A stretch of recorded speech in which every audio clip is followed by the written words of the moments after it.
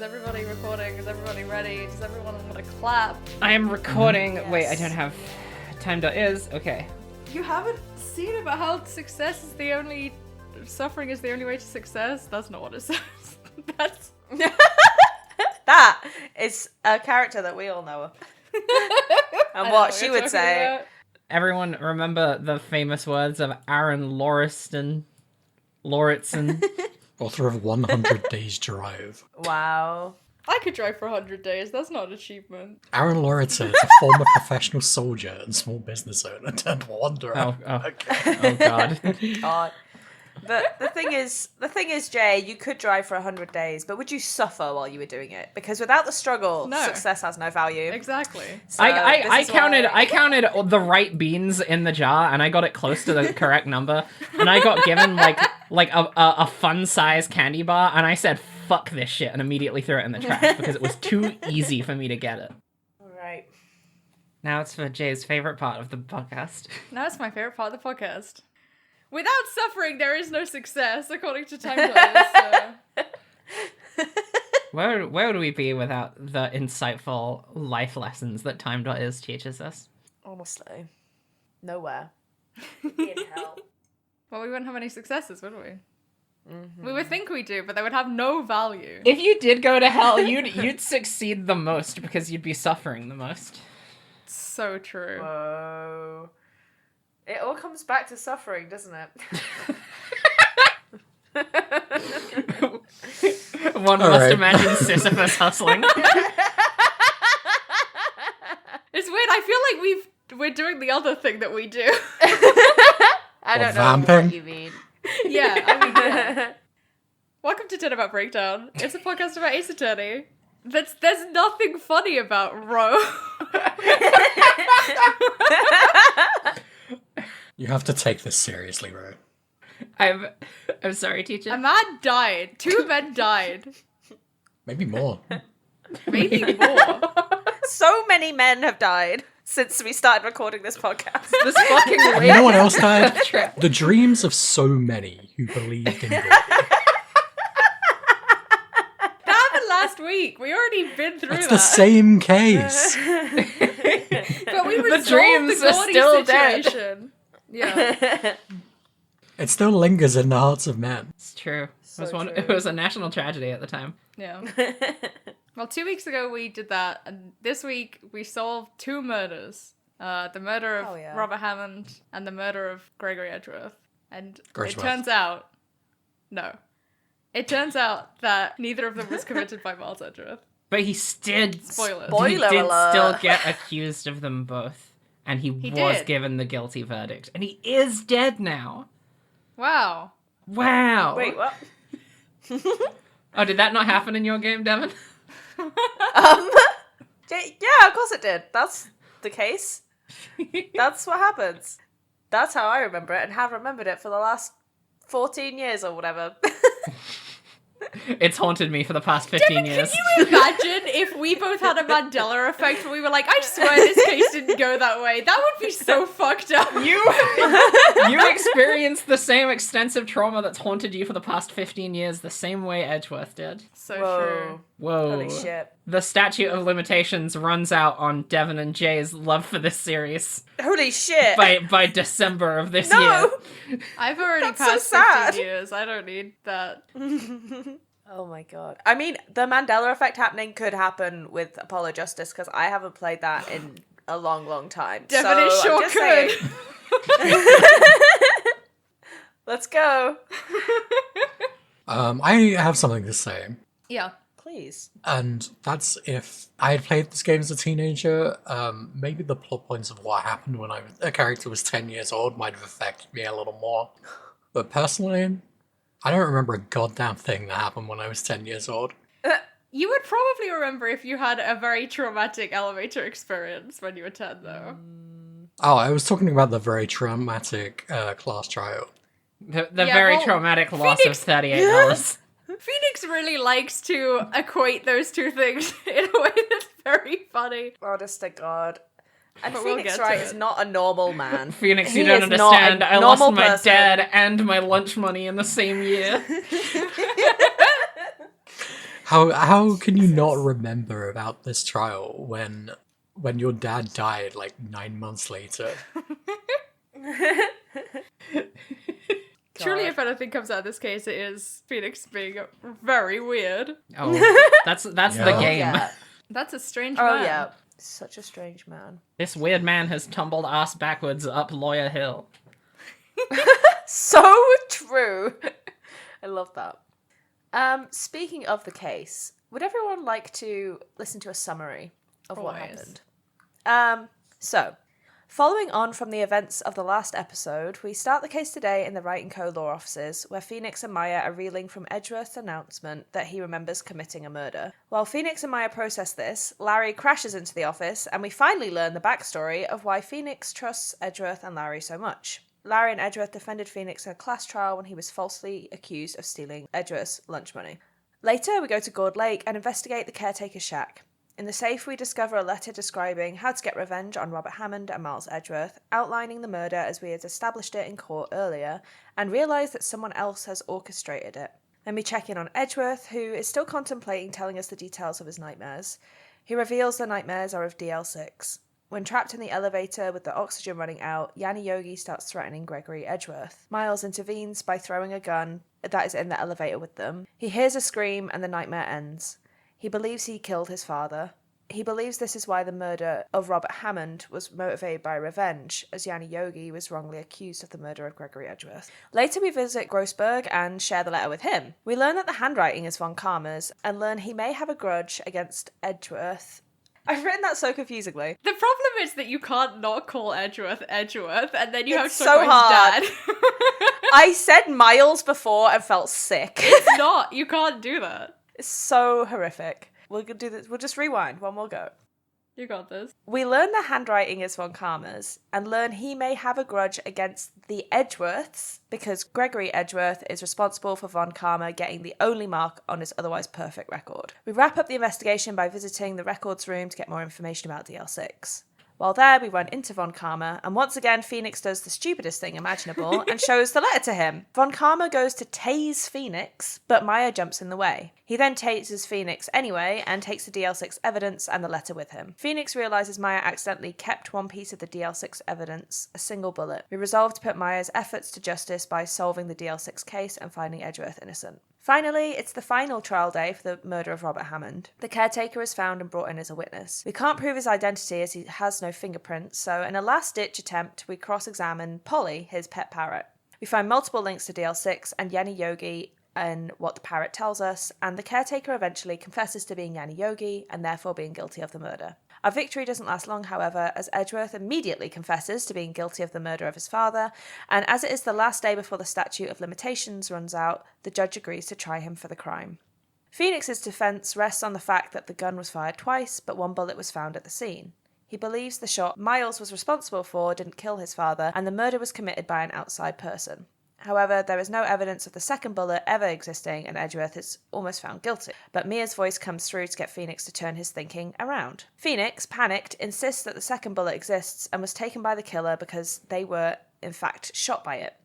We accuse Von Karma of being the killer and use our good friend the metal detector to locate a bullet in his shoulder.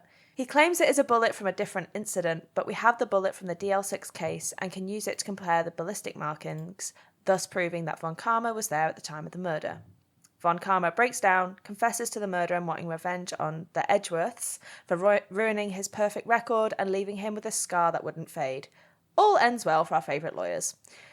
The end of the case has Phoenix discover that Maya is leaving to return to her spirit medium training. We catch her at the train station before she leaves, telling her we couldn't have solved the case without her. She smiles and says she'll be back again when she's stronger. The case closes. Hell yeah. There it is. What a beautiful story. Yeah. And also, like, writing the summary like that, I'm like, this does not sound compelling. It is void of all emotion. Where's the chewiness? Where's the gay? What a and that's what we're beautiful going to get moment. into right now. It sounds compelling as fuck to me. I don't know what you're talking about. Amazing. All right. I gotta say, I'm really, really impressed with Von Karma's commitment to pettiness. Yeah. Yeah. I mean, he's super Edgeworth. You've got to remember that. Why? Okay, so why? Why did he train Edgeworth if he was gonna do this anyway? Yeah. So here's my thought, is that he trained Edgeworth to set him up to be the fall guy for the murder of Robert Hammond. I mean, it's a fuck you to Gregory, right? Because Edgeworth was like, I want to become a defense attorney just like my dad. And then Von Karma was like, Objection. what if I turned you into the world's most fucked up prosecutor? Right. Yeah. I also think it's like, he is someone who is a perfectionist, and like, I think for him, the thought of Edgeworth just running around doing his own thing elsewhere wouldn't make sense. He would need to like be able to see and witness and know exactly what Miles was doing the whole time. Because it's like so fucked up. yeah. Oh, let me tell you about Manfred von Karma, the most Yeah. fucked up man. I hear this. That's the vibe I get anyway. Ugh. Ugh. I want to start from the top.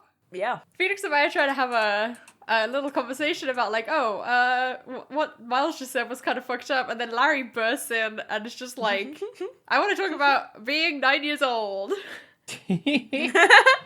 Yeah.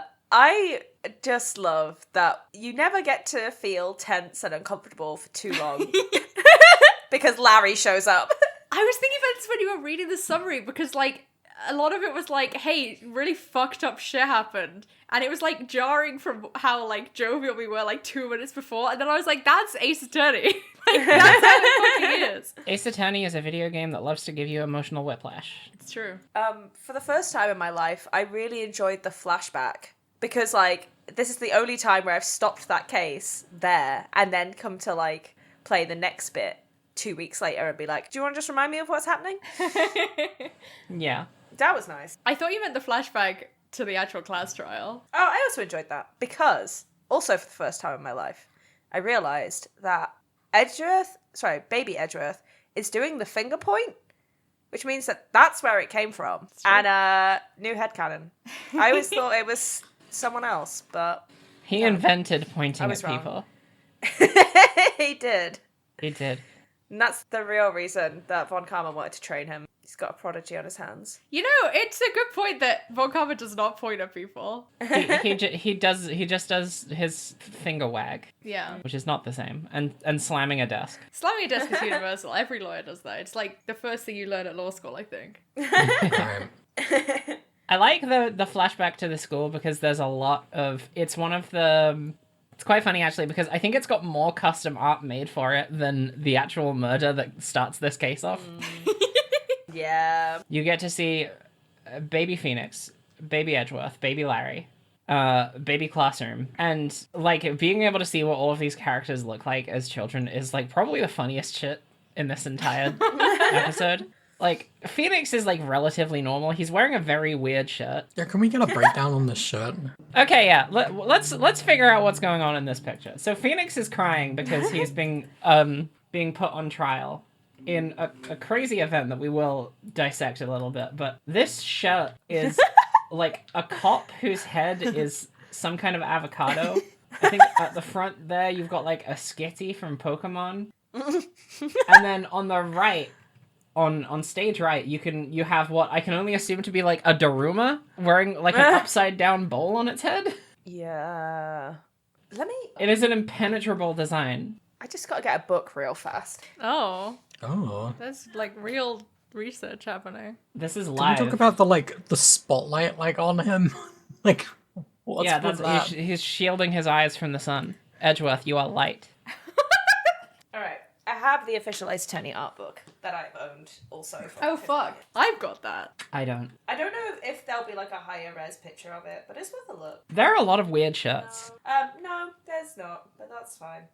Oh, I love all these so much. But yeah, this poor kid has been put on trial for stealing money, which is can we agree? Like that's an insane thing to do in any circumstance.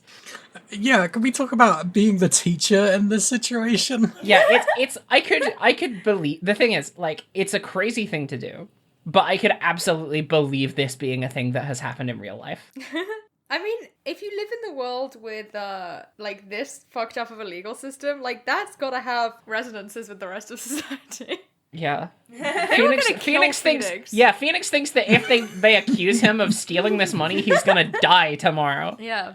And being the teacher, like when they were talking about this before I actually cut to the flashback, they were talking about I was in trial in front of the whole class. I thought they meant it was like the kids were doing this as like a way of like bullying him. But then it cuts to it and you can see that the teacher is the one who like set it up and like moved all the desks with him in the middle, facing judgment from a jury of his peers. And Phoenix was like, hey, I actually didn't steal this thing. And she was like, I don't give a fuck. Give him the money back. And he was like, I don't have the money. Everyone thought it was him because he was the only one who wasn't there, except for the other guy who wasn't there. Don't worry about it. And then the only person who speaks up, well, the first person to speak up is Edgeworth, who is dressed like a little magician. So cute. Like, how is he not the one who's getting bullied all the time? He looks like such a dweeb. He looks like his dad runs a Fortune 500 company. He's got a little bow tie. So cute. I want a little bow tie. One of my favourite quotes from this scene is, hey, did you rob that bank the other day? Yeah. Yeah. Yeah, they all start, like, throwing wild accusations at Phoenix, saying, like, oh, we know you stole it. You're up to no good. Did you rob a bank yesterday? That's such a kid thing to think, though. I have many conflicting things. Like, I remember, like, being at school and being like, yeah, there was some, like, grim stuff that happened, but I don't remember it that well, because, like, whatever. But then also, this does sound deeply traumatic, and no wonder Phoenix is, like, so attached to it. Yeah, no wonder he so remembers it. He so remembers it. And out of that fucking trauma rises Miles Edgeworth, slamming his desk like he learned on the first day of law school, pointing, and saying, you have no evidence for this. And calling everyone in the classroom amateurs, which I think is really funny. I love him so much. He's all of you are terrible at law and legal process. To all of these other like 6-year-olds. Oh my god. And then Larry says, yeah, what the fuck? Oh, baby Larry is a whole nother kettle of fish. Baby Larry is dressed like a street urchin. Yeah. Like a little rapscallion. He's covered in like bruises and plasters. He looks like he spends his free time catching frogs. Larry seems like a pretty like traditional design for like a thuggish like school kid in Japan. He looks like the kid from the Peanuts who always has that stink cloud around him. You know what they say? If something smells, it's the kid who has a stink cloud around him. Yeah. Yeah. I do be saying that. We also learned that, so this all happened, and then Edgeworth transfers away shortly after that because of the DL6 incident. And then later on in life, Phoenix hears the rumours about Edgeworth as this demon prosecutor or whatever who's forging loads of evidence. And he decides to try and get in touch with this person who he knew for a couple of months when he was a child. And says, I tried to get in touch with him so many times, he never replied. Yeah, it's kind of intense, my dude. It's so sad. He doesn't want to talk to you. And then he decides, well, I can't get in touch with this child I once knew. So I'm going to become a defense attorney just to meet him. Yeah, so Phoenix's entire life and career path was determined by wanting to see Miles again, which is... Yeah. It's something. It's a little fruity. It's kind of gay. I guess he didn't have a lot going on in his life. Yeah, for real. Yeah, Jesus Christ. Just log in on Facebook one day and like see this weird like prosecutor going off. You're like, well, I can do that. It's just that easy. He says after this he as wasn't well, wrong. He says after this as well that he's the only one who knows the real Edgeworth, which I think is a really funny line after just talking about how you've never spoken to this person for the last 15 years. Everybody's real self is the person they were when they were 9. Yeah. Don't say that. Genuinely a Don't horror say story. that to me. God, that's horrible. Oh my god. Jesus, we're all trapped in the hubris of our youth. Okay. And there's another thing that happens immediately after this. So this is all like the prelude to the actual investigation stuff that you get to do for the day. And Phoenix like says he's going to throw out all of the evidence that he doesn't need anymore. Which I understand that it's a gamey thing to do. It's like because it's a video game and they don't want your inventory to be too full and make it too confusing. So I really appreciate that. But to be honest, I then opened my inventory and I was like, oh my god, there's still so much shit in here.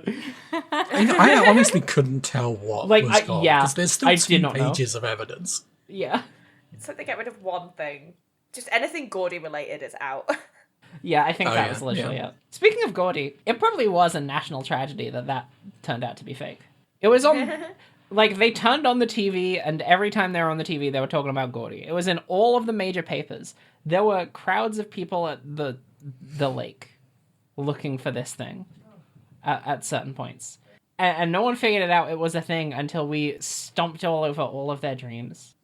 Like, there should be a national outcry about this. I'm interested, like, after that moment where the evidence that you don't need is cleared out, did anyone think, like, why the fuck is a metal detector still in here? No, didn't I even did. consider it. I did think that. I was like, am I supposed to... I thought... The reason I thought it was still there is because I thought there was going to be a scene where Gumshoe would be like, hey, you've still got my metal detector, dude. Can I have that back, That makes please? sense. There's another mention of it Is there? Oh, really? where they offered to trade the metal detector for something. I don't remember when it was. I wasn't- pull up the transcript. I wasn't as driven to, like, do full presentations of every single object to every single person in this one. No, this I also wasn't. I can't remember when it came up. But it's literally you're just talking to someone and they mention trading the metal detector for something. It's gonna be in one of these drop downs like that. Nightmare.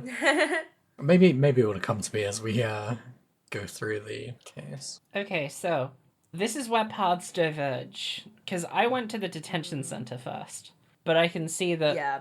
a bunch of you didn't do that. I went literally everywhere except Gourd Lake first. Oh. And most of those places were empty. Yeah, there's a lot of places that they don't let you go. I mean, that have nothing going on. So where do we want to, like, let's replay this mission once again in our brains. Where are we going first? Well, I thought as soon as I'd gotten Phoenix's tragic backstory, I was like, okay, now it's Edgeworth's turn. Yeah. So let's we look at should do that detention first. center. Yeah. Okay. But his tragic backstory, it turns out, is he doesn't remember. Yeah. No. It is, like, there's a lot that gets talked about in this section with Edgeworth. And I think it's really funny that the very first thing that happens is Maya is like, hey, Edgeworth, Phoenix told me about the time that you defended him at court and also the fact that he became a lawyer just to find out what you were doing with your life. And Edgeworth's just like, Oh, it's the metal detector thing is if you examine the fishing rod in the caretaker's shack, they're like, hey, we could get a new fishing rod for Gumshoe. And they're like, hey, we can trade the metal detector for it. Ah, okay, there we go. So Edgeworth, can I... The thing I did first when talking to Edgeworth was show him all of the stuff that I was holding. One of the things Okay. I was holding in my inventory. Yes. Yep. One of the things I was holding in my inventory was a pig. Was a.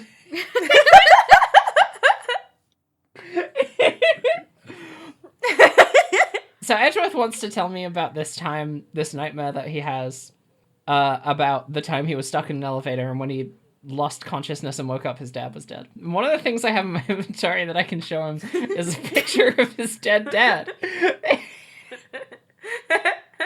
And I was like, if this were a game from, like, today, this would be a moment of irreconcilable horror.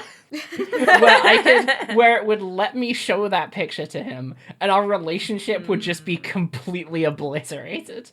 And when you try and give it to him, Maya just, like, calmly puts her hand on your arm and just says, hey, Phoenix, what the fuck? Because that's an insane thing to try and do. This guy is, like, so knotted with trauma from his dad's death. And you can just be like, oh, that's cool. Check this out. This guy? Oh, you This mean time? you mean this guy? I do genuinely think that is like a canon interaction to me where like I know it's not in the main part of the script, but it's so accurate to how fucking like thoughtless Phoenix is and how Maya is like the Yeah. only person with any Phoenix kind is of so- emotional sensitivity in this whole game. Phoenix is so like driven to find the truth that he doesn't. He like takes all the emotional context of anything takes a backseat. So, like, the idea of him just, like, filtering through all of his evidence, like, what do you have to say about this? What do you have to say about this? What do you have to say about this? What is that my dead dad? Dude? God. But this is where they finally talk about something that I wanted them to talk about for a very long time. And unfortunately, they don't really get into much depth on it. But there's this perception in the Phoenix Wright universe that defense attorneys think themselves good guys because they get innocent people, they make sure innocent people don't get put in prison, and prosecutors think they're the good guys because they ensure that all criminals get put in jail. And Edgeworth's logic behind this is that it's like better for the moral fabric of society for anyone who's ever accused of anything to be put in prison and just disregard the possibility that they could. Like, you've got to, like, pretend that every single person who sets foot in a courtroom is immediately, factually, 100%, no shadow of a doubt, a serial killer, basically. Which is wild, right? Because, I mean, it's wild on the face of it. But then you're like, well, he has this trauma that, like, directly influences that. Plus, like, Von Karma has been putting his, like, ideas into his brain. But also, like, then you think about the fact that Edgeworth for 15 years was like, I'm like 99% sure that I killed my dad. It's fucked up. Hey, I think the character of Miles Edgeworth might be an old-timer. Oh, for sure. No doubt. But, like, this was something I wanted to, like, have them examine for a long time, because the entire time they were going through these legal proceedings, I was just like, guys, Of all the things they could possibly teach you in law school or in any form of education that you get taught, even tangentially relating to the concept of trials and prosecutions and all that, you are paid to do your job.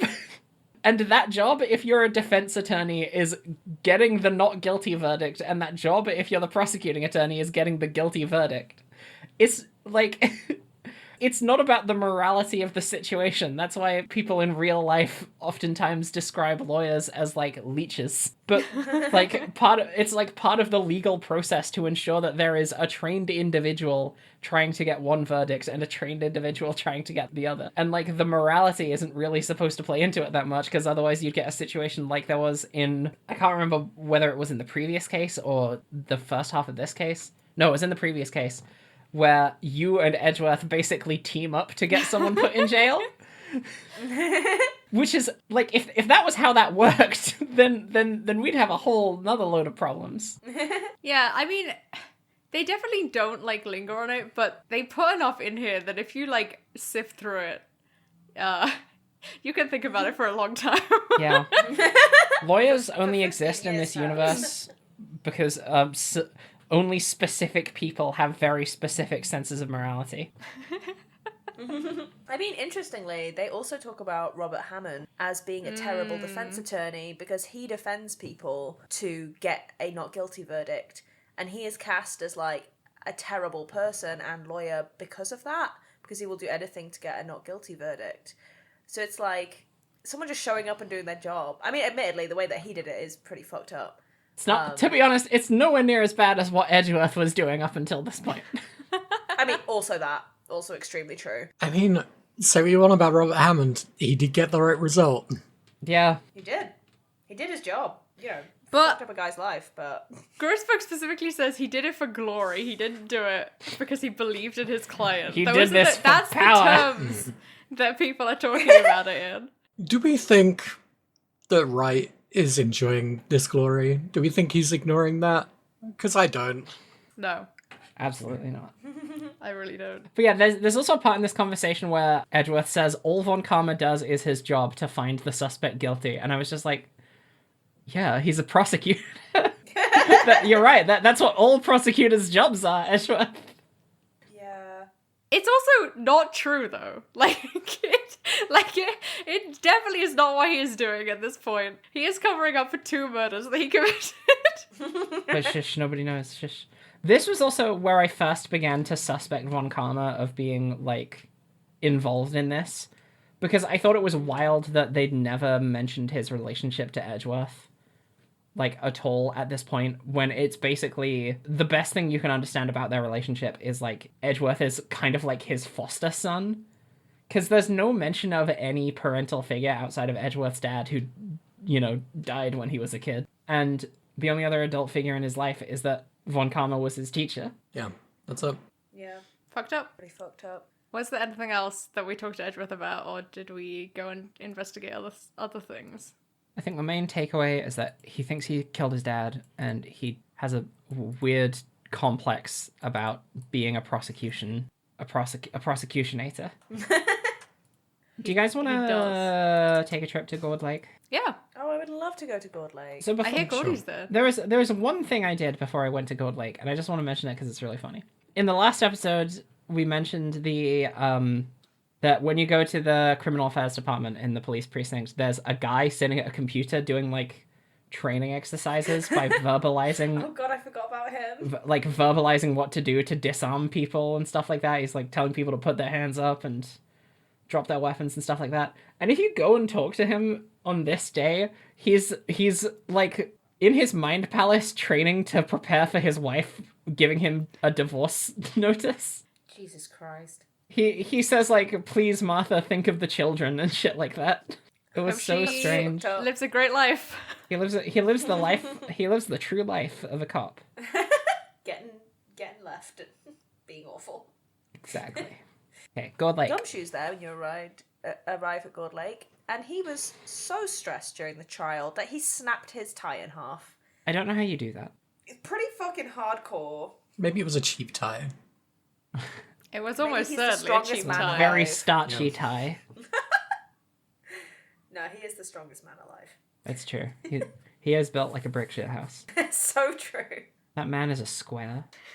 It took on the mafia in the and won. world. Yeah. So true. The actual hero. of Shouldn't this forget game. that too soon. So Gumshoe says that Lotta, the cryptographer, the cryptozoologist, got found out by the park rangers and managed to get the entire woods of Gourd Lake like closed off to the public, which also means we can't investigate murder over there, which is curious, but I appreciate that they're like reducing our options to sort of streamline the process a little bit. Yeah. Nothing to see in the woods. Don't worry about it. Don't worry. That's like the most normal thing a park ranger could say, and I wouldn't be suspicious of that at all. If I went to like a nature reserve and the park ranger said, "Listen, there's nothing to see in the woods," I would say yes, sir, and then think not about it.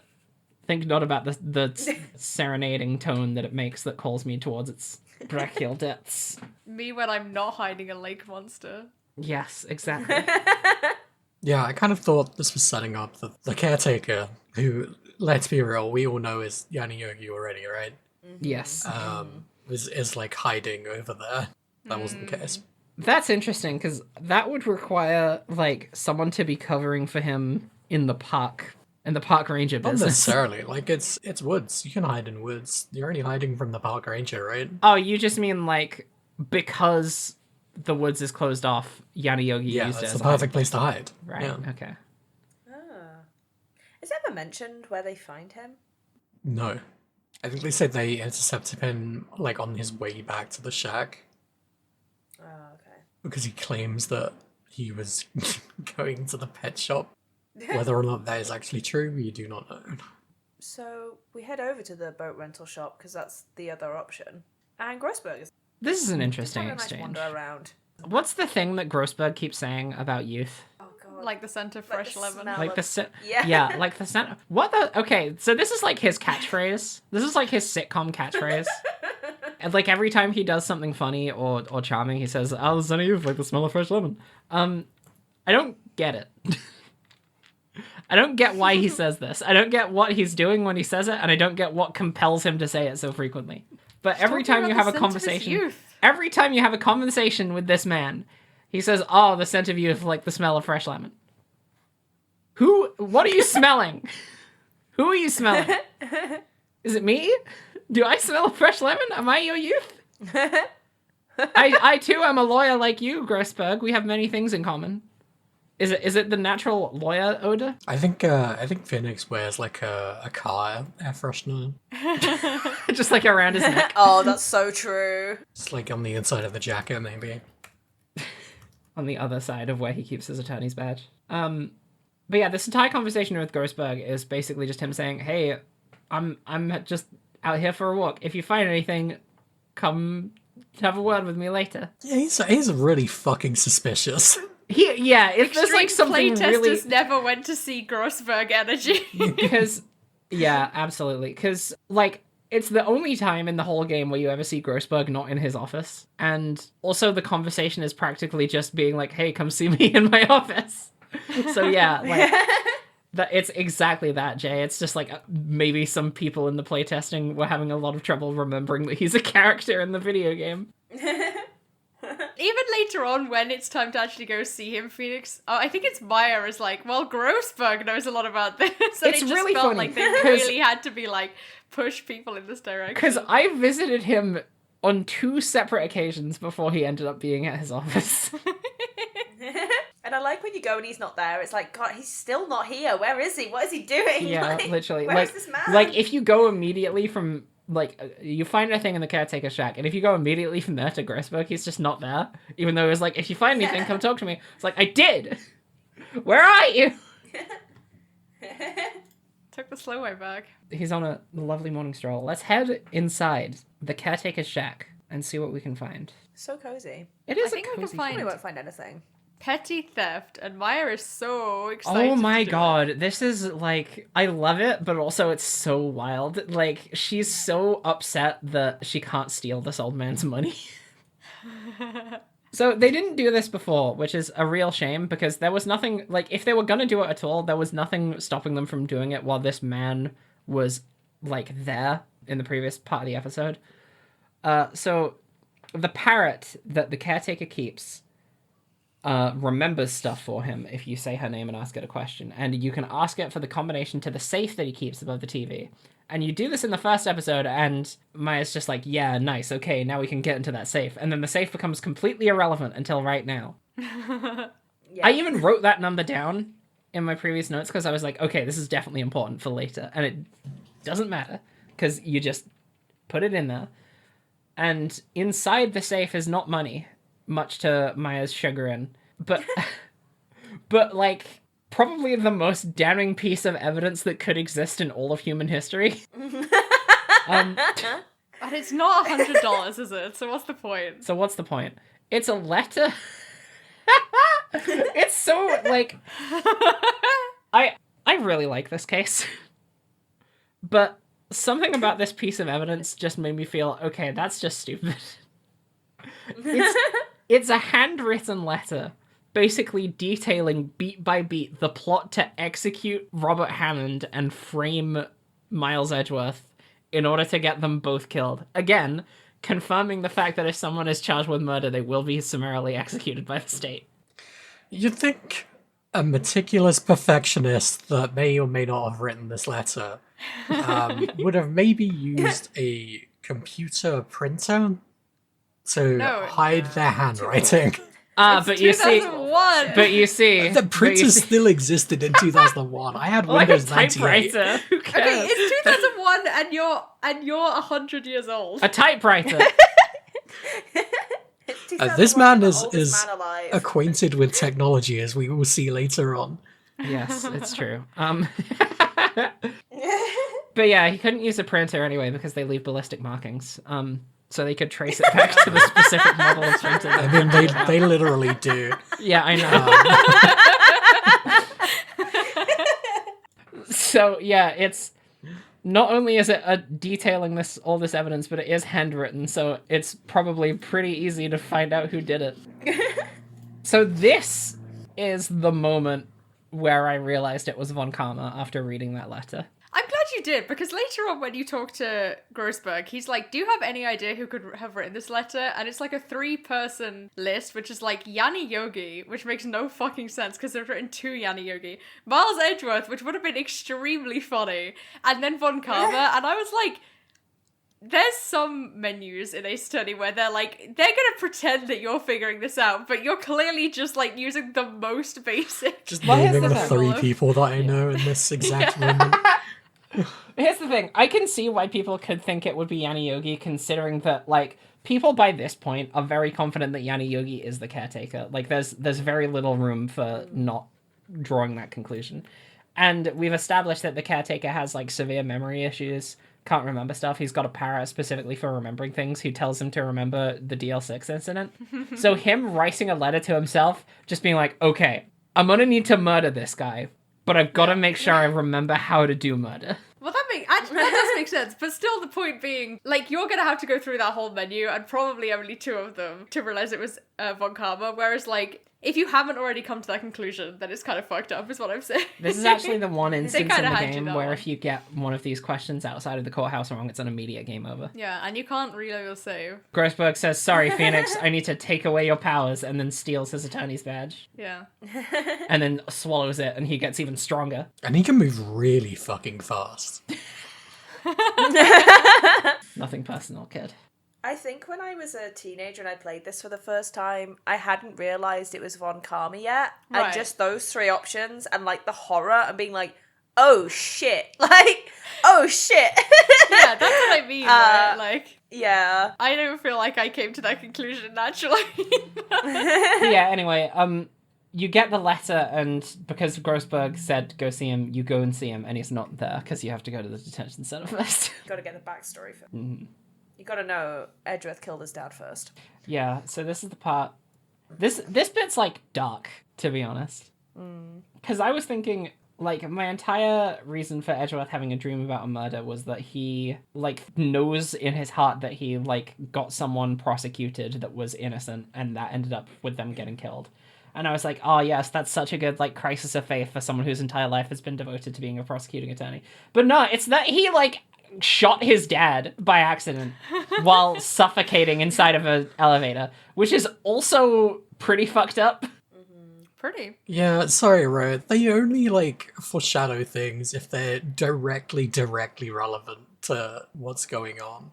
You think I would have learned this by now? So, I was pretty sure that I think I mentioned it in my last show's notes that I thought that's what you thought. Yeah, I don't know, like, it's dark, but I feel like it's still on the tone of this game. Yeah, It's kind of goofy the way it plays out, actually. It's goofy the way it plays out because I'm still having to struggle with the belief that these people were suffering, like, from oxygen deprivation inside of an elevator. Well, yeah. But also, there's another part when you find out how the murder actually played out that I was just like, okay, this is completely unbelievable. But we'll get to that at some point. It's melodrama. It is melodrama. See, here's the thing. Anime. The reason I'm not bothered by it that much is because I'm like, okay, if this were a TV series, there would be a cut. There would be like a camera cut at some time, and it would cut to everyone being unconscious on the floor.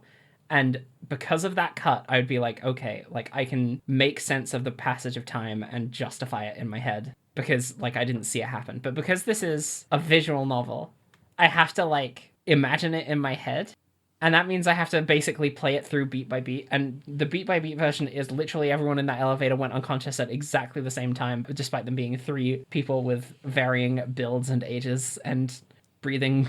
Well, 2 of them are fighting. One of them's a baby. That one wasn't fighting.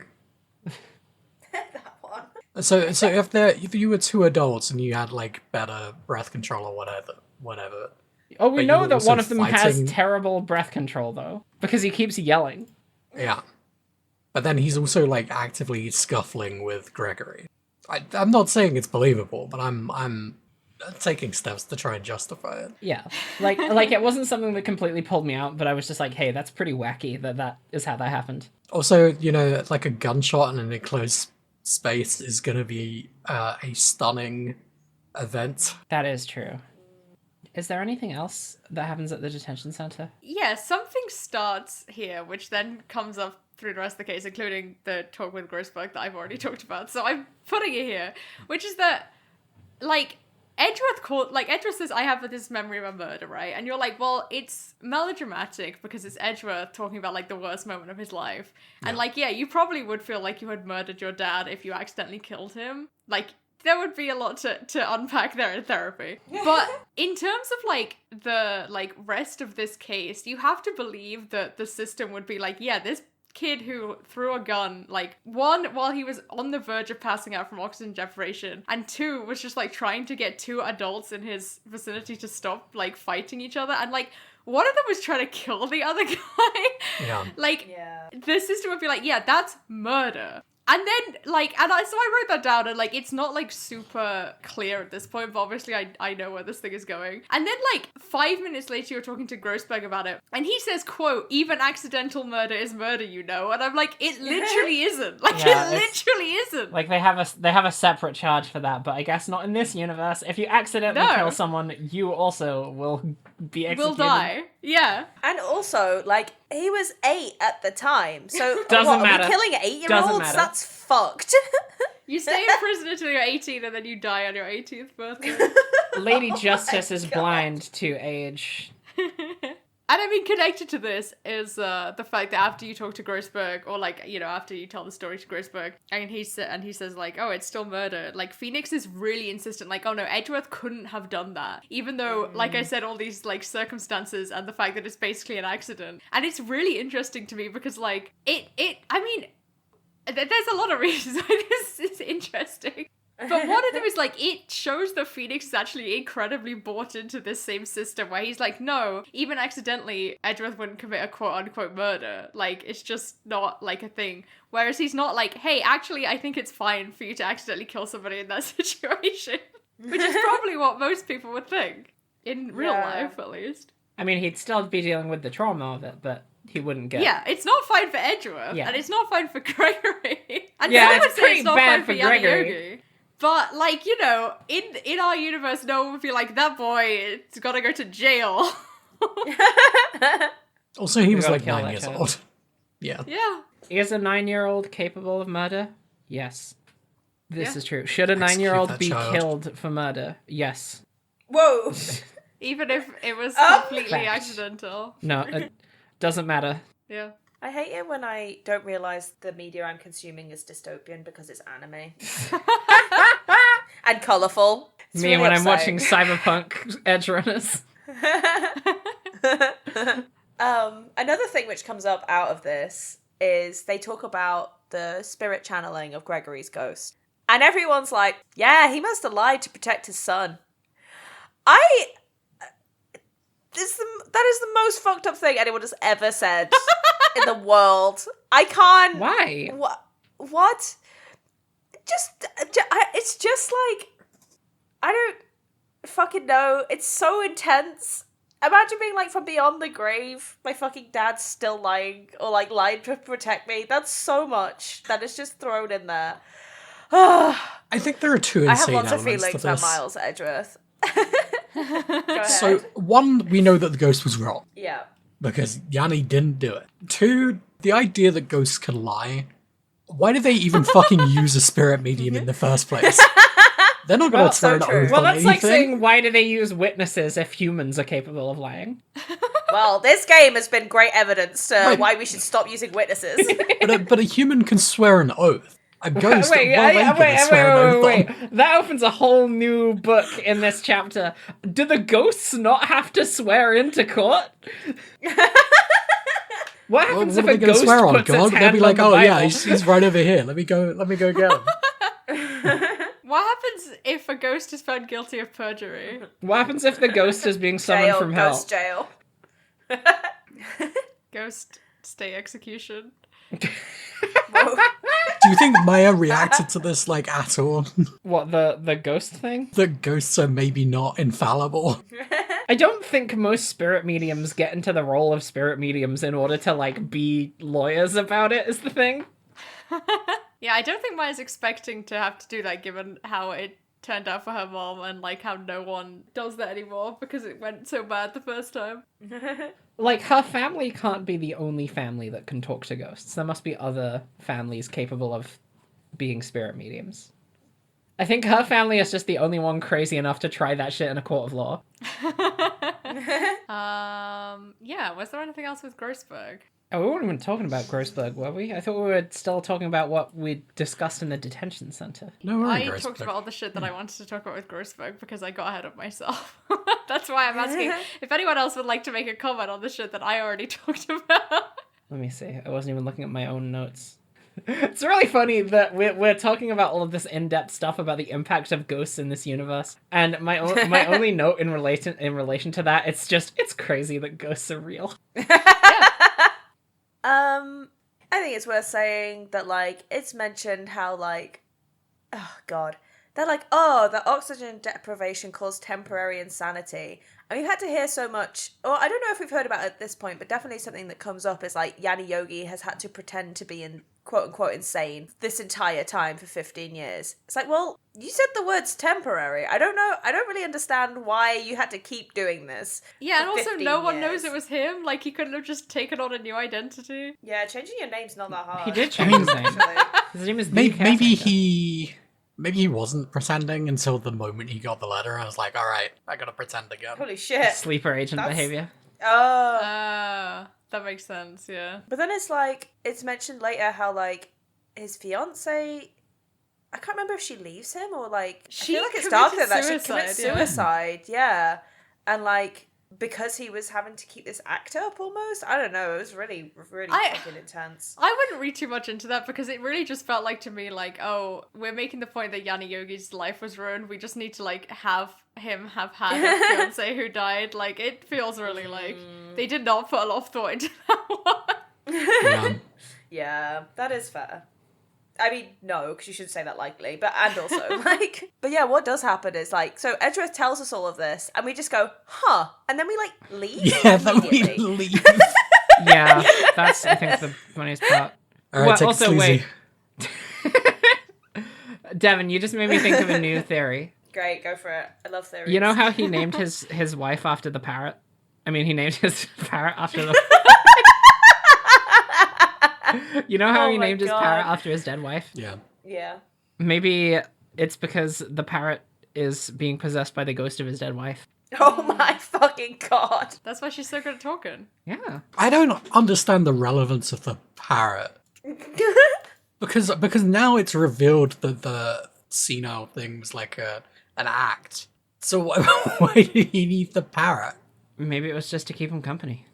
But it is then weird why that did he he would teach make it the all those parrot be things? like, don't Yeah. forget about the DL6 incident. Remember how that ruined your life. I mean, Yeah. that feels like oh, I'm gonna keep nurturing my resentment. I'm gonna even make my parrot like remind me about it, you know? Yeah, like I could picture this being fleshed out, and in like when he's not pretending like he's adrift on a sea of blank thoughts, that he's just like having casual conversation with his parrot and just being like, okay, I need to think about what I need to make for dinner. Polly, am I forgetting everything? Don't forget about that time 2 people ruined your life. Oh yeah, right, got it. I'm locked in, motherfucker. Yeah. I just remember something that I only noticed for the first time when we were playing the first half of this case, which is that when we now know as Yanni Yogi is introduced for the first time in court, Von Karma is like, he doesn't remember anything like in the long term, but he remembers like short term stuff so he can testify. And this is the first time that I've noticed that like that completely doesn't gel with how the caretaker was when we first talked to him, and he like quote unquote knows all about like his family business and stuff, and like thinks that Phoenix and Maya are his grandkids or whatever. I thought that was like a fun little inconsistency that you're like, oh, maybe he's fucking making shit up. Even though I've never noticed before. Oh, that's so good. Was there anything else that we did before we go and look for DL6 information? One thing that comes up is they're talking about how Von Karma took a break after that case where he got the mark on his record. So Gregory Edgeworth and Von Karma were in a trial together. Gregory called out Von Karma's bullshit and he gets this mark on his record. And then they're like, he took a long vacation, the first one of his career. And Maya is like, oh, maybe he went to the sea or the mountains or he went to Europe. And then Phoenix is like, those are crazy ideas. What kind of vacations are you going on? What? What do you mean? That's kind of normal. I think about this often. That Phoenix says stupid things and Maya is perfect. What's Phoenix's idea of a So vacation? true. I would love to know. Exclusively city breaks. Phoenix is a Disneyland girl, I think. Oh, so true. I do like, though, this, I don't know, it's something that, like, because you don't have those two characters necessarily fleshed out, and you don't know Gregory Edgeworth, like, I do like this kind of, like, rivalry that they set up between them. Like, I remember just finding that really interesting. And, like, there's a lot of things about Ace Attorney which I think sets it up so well for fan fiction, where it's like, that's a real good thing to sink your teeth into, like, those two going head to head. That, yeah, I think this is why this series really, like, draws in a lot of people who want to make fan content, because there's just so many good starting points to explore things, which aren't necessarily fleshed out, but have a lot of potential. Yeah. Well, we gotta find out more about the DL6 incident. Yeah. Really do. I feel like we know everything about it, to be honest. But we should go check the evidence just in case. Yeah, what if we get some evidence? I think I'd be fine without it. Maybe just I one. think if it was up to Maybe me, just one piece. if I were to go into court right now with the evidence that I have on DL6, you know, just on the off chance that someone decided to bring it up, even though it's not technically relevant to the case at hand, I think I'd be fine. But here's the thing, it's not relevant to the case at hand, but Phoenix Wright is the most nosy motherfucker known to man. So true. Can't say no to a little bit of snooping. Exactly. So we head over to the police station and ask to go into the records room, and they're like, oh, we don't usually like this, but Von Karma's in there, so that should be fine. I don't know about you folks, but, like, the sense of foreboding at that moment was like, oh, nah, I don't want to see this fucking guy. Yeah, it The was scene definitely. is so fucking funny. It's really good. Like, everything that happens in the scene is... It summarizes Phoenix as a character very well, and also... And it also is just, like, it's a really good sample for the way that this game is written. So you head down to the records room, right? And you are introduced to only the strangest of horses. So horse. So this is the first time you get to see Von Karma's face dead on, and boy does he have some angles to him. I don't know, he looks kind of normal. He No? I think the thing about it, Adam, is, like, I could say that Von Karma looks normal. I think, hell, even, like, Edgeworth looks normal if you just, like, No, I can't divorce agree it. with that. No. You gotta divorce it from the context of how you normally see Edgeworth behind the prosecution station. Because that's Edgeworth. Like, we picture the red man in our minds, and that's what we see. If, like, the only time you ever saw Edgeworth in the game was from that front-facing camera angle, you wouldn't think it was that weird. But something about it kind of makes it feel like two different art styles, even though they're very much done by the same artist. There's just such a stark level of contrast between looking at these characters from a 3/4 angle to looking at them dead on. It's like so much more weirdly intense. I kind of like this Von Karma. Von Karma doesn't seem super intense. He just looks kind of chill in this front-facing thing, honestly. You think He's like on his chill? day off. And He's like, hey, hey man, who what are you doing? guys? Yeah. Oh yeah, I forgot about that. Like, the first time he sees you, he's just like, who the fuck are you? He doesn't recognize you. I don't know if this is a lie or not, because I like, think it's a lie. You've been fucking with him these last 2 days. Yeah, given we know that, like, he has this immense grudge against Gregory, like, he surely hates Phoenix's guts. But he plays it. I gotta say, Von Karma in the last third of this case is really fucking funny. Yeah. Just a real comedian we got here. He is the kind of lawyer that clown. would turn into Two-Face or some other Batman villain. God, so true. So he's like, yeah, sorry, I don't recognize you. I don't recognize any of the defense attorneys that I beat. Yeah. That would be like trying to recognize individual ants among a colony of bugs. He does say something about bugs, right? Yeah. He's like, I think the thing he says is like, I don't remember every individual ant that I've ever crushed or something like that. Von Karma would not love us if we were a worm. Well, that's okay, because I wouldn't love him either. Worm or otherwise. Yes. And then you're like, Well, we got this letter that implicates you dead to fucking rights. Crazy thing and to I'm gonna do. wave it in front of your face in this isolated room. Phoenix pulls out his favorite habit, which has happened in both of the other cases where we've had investigations. And is like, you want to see this evidence that's gonna fuck you up? And every time it's gone worse. In the Turnabout Samurai episode, we got assaulted by the mafia for doing this. In the in the one before that, we were threatened to have our entire lives destroyed by a corporate powerhouse. We were arrested for killing Yeah. our mentor also. Yeah, we were also arrested for killing our mentor. But Phoenix, like, never wants to... Here's the thing. He never wants to stoop to their level, right? Because he knows that when they come to court, they're gonna drop evidence, like, out of the sky that never was relevant or was never presented to the court before their day in trial. So he is gonna do the good thing and be like, hey, by the way, here's all the evidence I've got fucking accusing you of murder. Don't do anything about it, please. Doesn't take it to the police or like a neutral third party. I'm just gonna give it to the person who I think would most want this destroyed. Doesn't even think about Incredible. photocopying it. Oh my fucking god, someone buy this man a photocopier. They didn't exist in 2001 or whatever. So true. And how does this go for him? This goes so well for him. So good. This goes so well for him. You win the case immediately. Wow. He just confesses and takes himself to prison. It's great. Well, Von Karma knows a little thing about self-defense. He's got a taser. The fact that he has a special little animation for pulling out a taser on you is so good. Everyone else just has like they're neutral, they're happy, they're angry. Von Karma gets neutral, happy, angry, super angry, explosive, and taser. That's how you know he was the final boss. Wait, there's a line I want to draw your attention to first, because you do get to talk to him a little bit. You ask him about Edgeworth, and he calls Edgeworth a romanticist who still can't shed that veneer of amateurism. Yeah. It's kind of harsh. Pretty harsh. Yeah, also, like, he was considered a very famous prosecuting attorney in the newspaper. People called him, like, the demon of the court, or whatever the hell.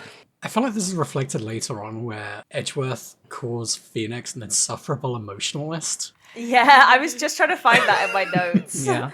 So good. The thing it made me think is, wasn't amateurs the word that Edgeworth used for the kids in the courtroom?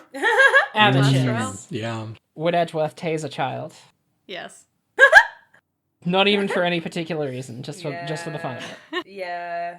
No, only if they had evidence that he wanted. Right, yeah. So long story short, we get tased. Oops. Whoopsie. Uh-oh. Happens to the best of us. So, well, we don't get tased. Maya gets tased and says, Phoenix, run. He's coming after the evidence. You've got to get out of here, Phoenix. You've got to go. You've got the one thing that can get us to win this case, so please Literally, leave. all you have to do is go one room over. There are cops in that room. Yes, or like scream or whatever. And Phoenix decides, you know what? I think I'm gonna stay right here. I'm hearing a lot of things about the taser experience, and I want to get I want to throw my hat in that ring and see what all the fuss is about. And Phoenix also gets tasered. Yeah. Yeah. And then neither of them go to the cops next door and be like, hey, that guy just tased us and also stole our evidence that we need for court. Yeah, like, Yeah, for do you sure have they're some, gonna like, have, like, CCTV or something. like a burn mark, right? Yeah, they should do. From the impact site, it should have a major burn mark. But as we'll see in a little bit, this game clearly does not understand how electricity works. Oh, yeah. It would be so wild if the fact that we got tasered, based on the way that this game thinks electricity works, somehow led to us being able to solve this case. I think that would be That amazing. does sound like something they would do. Like when we're trying to find out about the bullet in his shoulder, we like zap him with electricity and it shoots out of his shoulder. Well, the thing is, it seems to only affect Maya in this way. Like, she Yeah. temporarily so funny. gains electric powers. Maybe Just for one a of the media thing. like few Phoenix wouldn't things get that it. Phoenix knows is that you can discharge electricity by touching like a ground tap. Yeah, Round. that's true. So, before Maya got knocked down, she did manage to steal one piece of evidence because Von Karma had like stolen all of the DL6 evidence out of the evidence cabinet. But Maya managed to grab a single bullet, and it's the bullet that was inside Edgeworth's dad's heart, which is a pretty gruesome thing to be holding on to. And then we go to court the next day. Well, wait, before that, in reaction to Maya not being able to save Phoenix from being tased by leaping in front of the proverbial bullet, and also managing to get evidence that turns out to be extremely useful, Maya says, "Oh, I was so useless, I couldn't do anything. I wish I hadn't woken up at all." Oh, God, I just wish I was... And Yeah, Phoenix it's is like- fucking horrific. Phoenix thinks to himself, I should do something about this. I really need to improve Maya's self-esteem. Hey, And Maya, I'm like, do you want to "Oh, look at a he's picture of your finally- dead mom? He's finally gonna do something. And then that's when he finds the bullet, and he's like, yeah, I'm gonna prove to Maya that she's useful by using this bullet in court. Does not say anything like, wow, Maya, that was really impressive that you tried to save my life. I'm sorry that I fucked up so bad. Or like anything like, hey, are you okay? Or like, maybe you don't deserve to die just because of what happened here. Yeah. Doesn't say a word. Fuck that guy. Honest to fucking God. He does suck, actually. And then we go to court. Maya we go deserves everything. It's so true. So the scene in the court lobby is a fucking sketch comedy routine between between Maya, every supporting character, and about 5,000 bolts of electricity coursing through her veins. Every time she touches someone, they get zapped really hard. So she zaps Phoenix, zaps Edgeworth, and I think in my personal favorite bit of it is zaps Gumshoe off scene, and he says, "Woo ya, pal." I think it's so funny that his phonetic trait that he's carried with him throughout this entire game even affects him when he's being, like, electrocuted severely. He's nothing if not consistent. That is very true. I always find with this case by this point, I forgot that this is about the murder of Robert Hammond. Like, so much goes on. It's like, okay, we're going to do the DL6 trial. And you're like, oh shit, no, we've actually got to talk to Yanni Yogi and still deal with the lake bullshit. Zoe, there's more important stuff to take care of.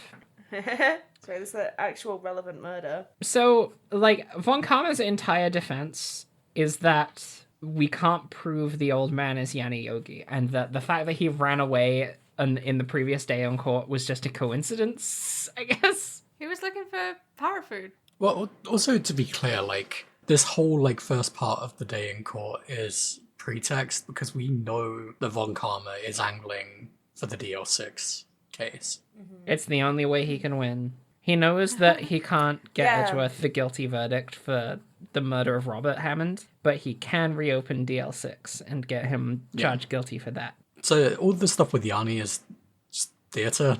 It's good theatre. I love And legitimate even, like, theatre. there's like a real contrast in how Von Karma, even just like, he just like says yes to what the judge says at the beginning. It's like, okay, yeah, I'll give you your opening statement, whatever. Not even that asked. Yeah. Which again I is don't such a care. good contrast to the previous one. Yeah, whatever. Just kind of here, just doing lawyer shit. I don't know. Hey guys, it's me again, just doing my lawyer shit. Don't forget to like, comment, and subscribe. Do you think we're gonna get an influencer lawyer in Ace 27? I don't think we're going to get an influencer lawyer, but I'm certain that there are definitely characters in the Ace Attorney series that are like YouTubers or vloggers or something. No comment. I will say nothing. Okay. We'll relitigate this, I'm sure. When is Mr. Beast going to be on trial? In video games? God in willing. Minecraft? Soon. God willing. We can't get anything out of Yanni. Yeah, and I think the reason why is kind of crazy. Yeah.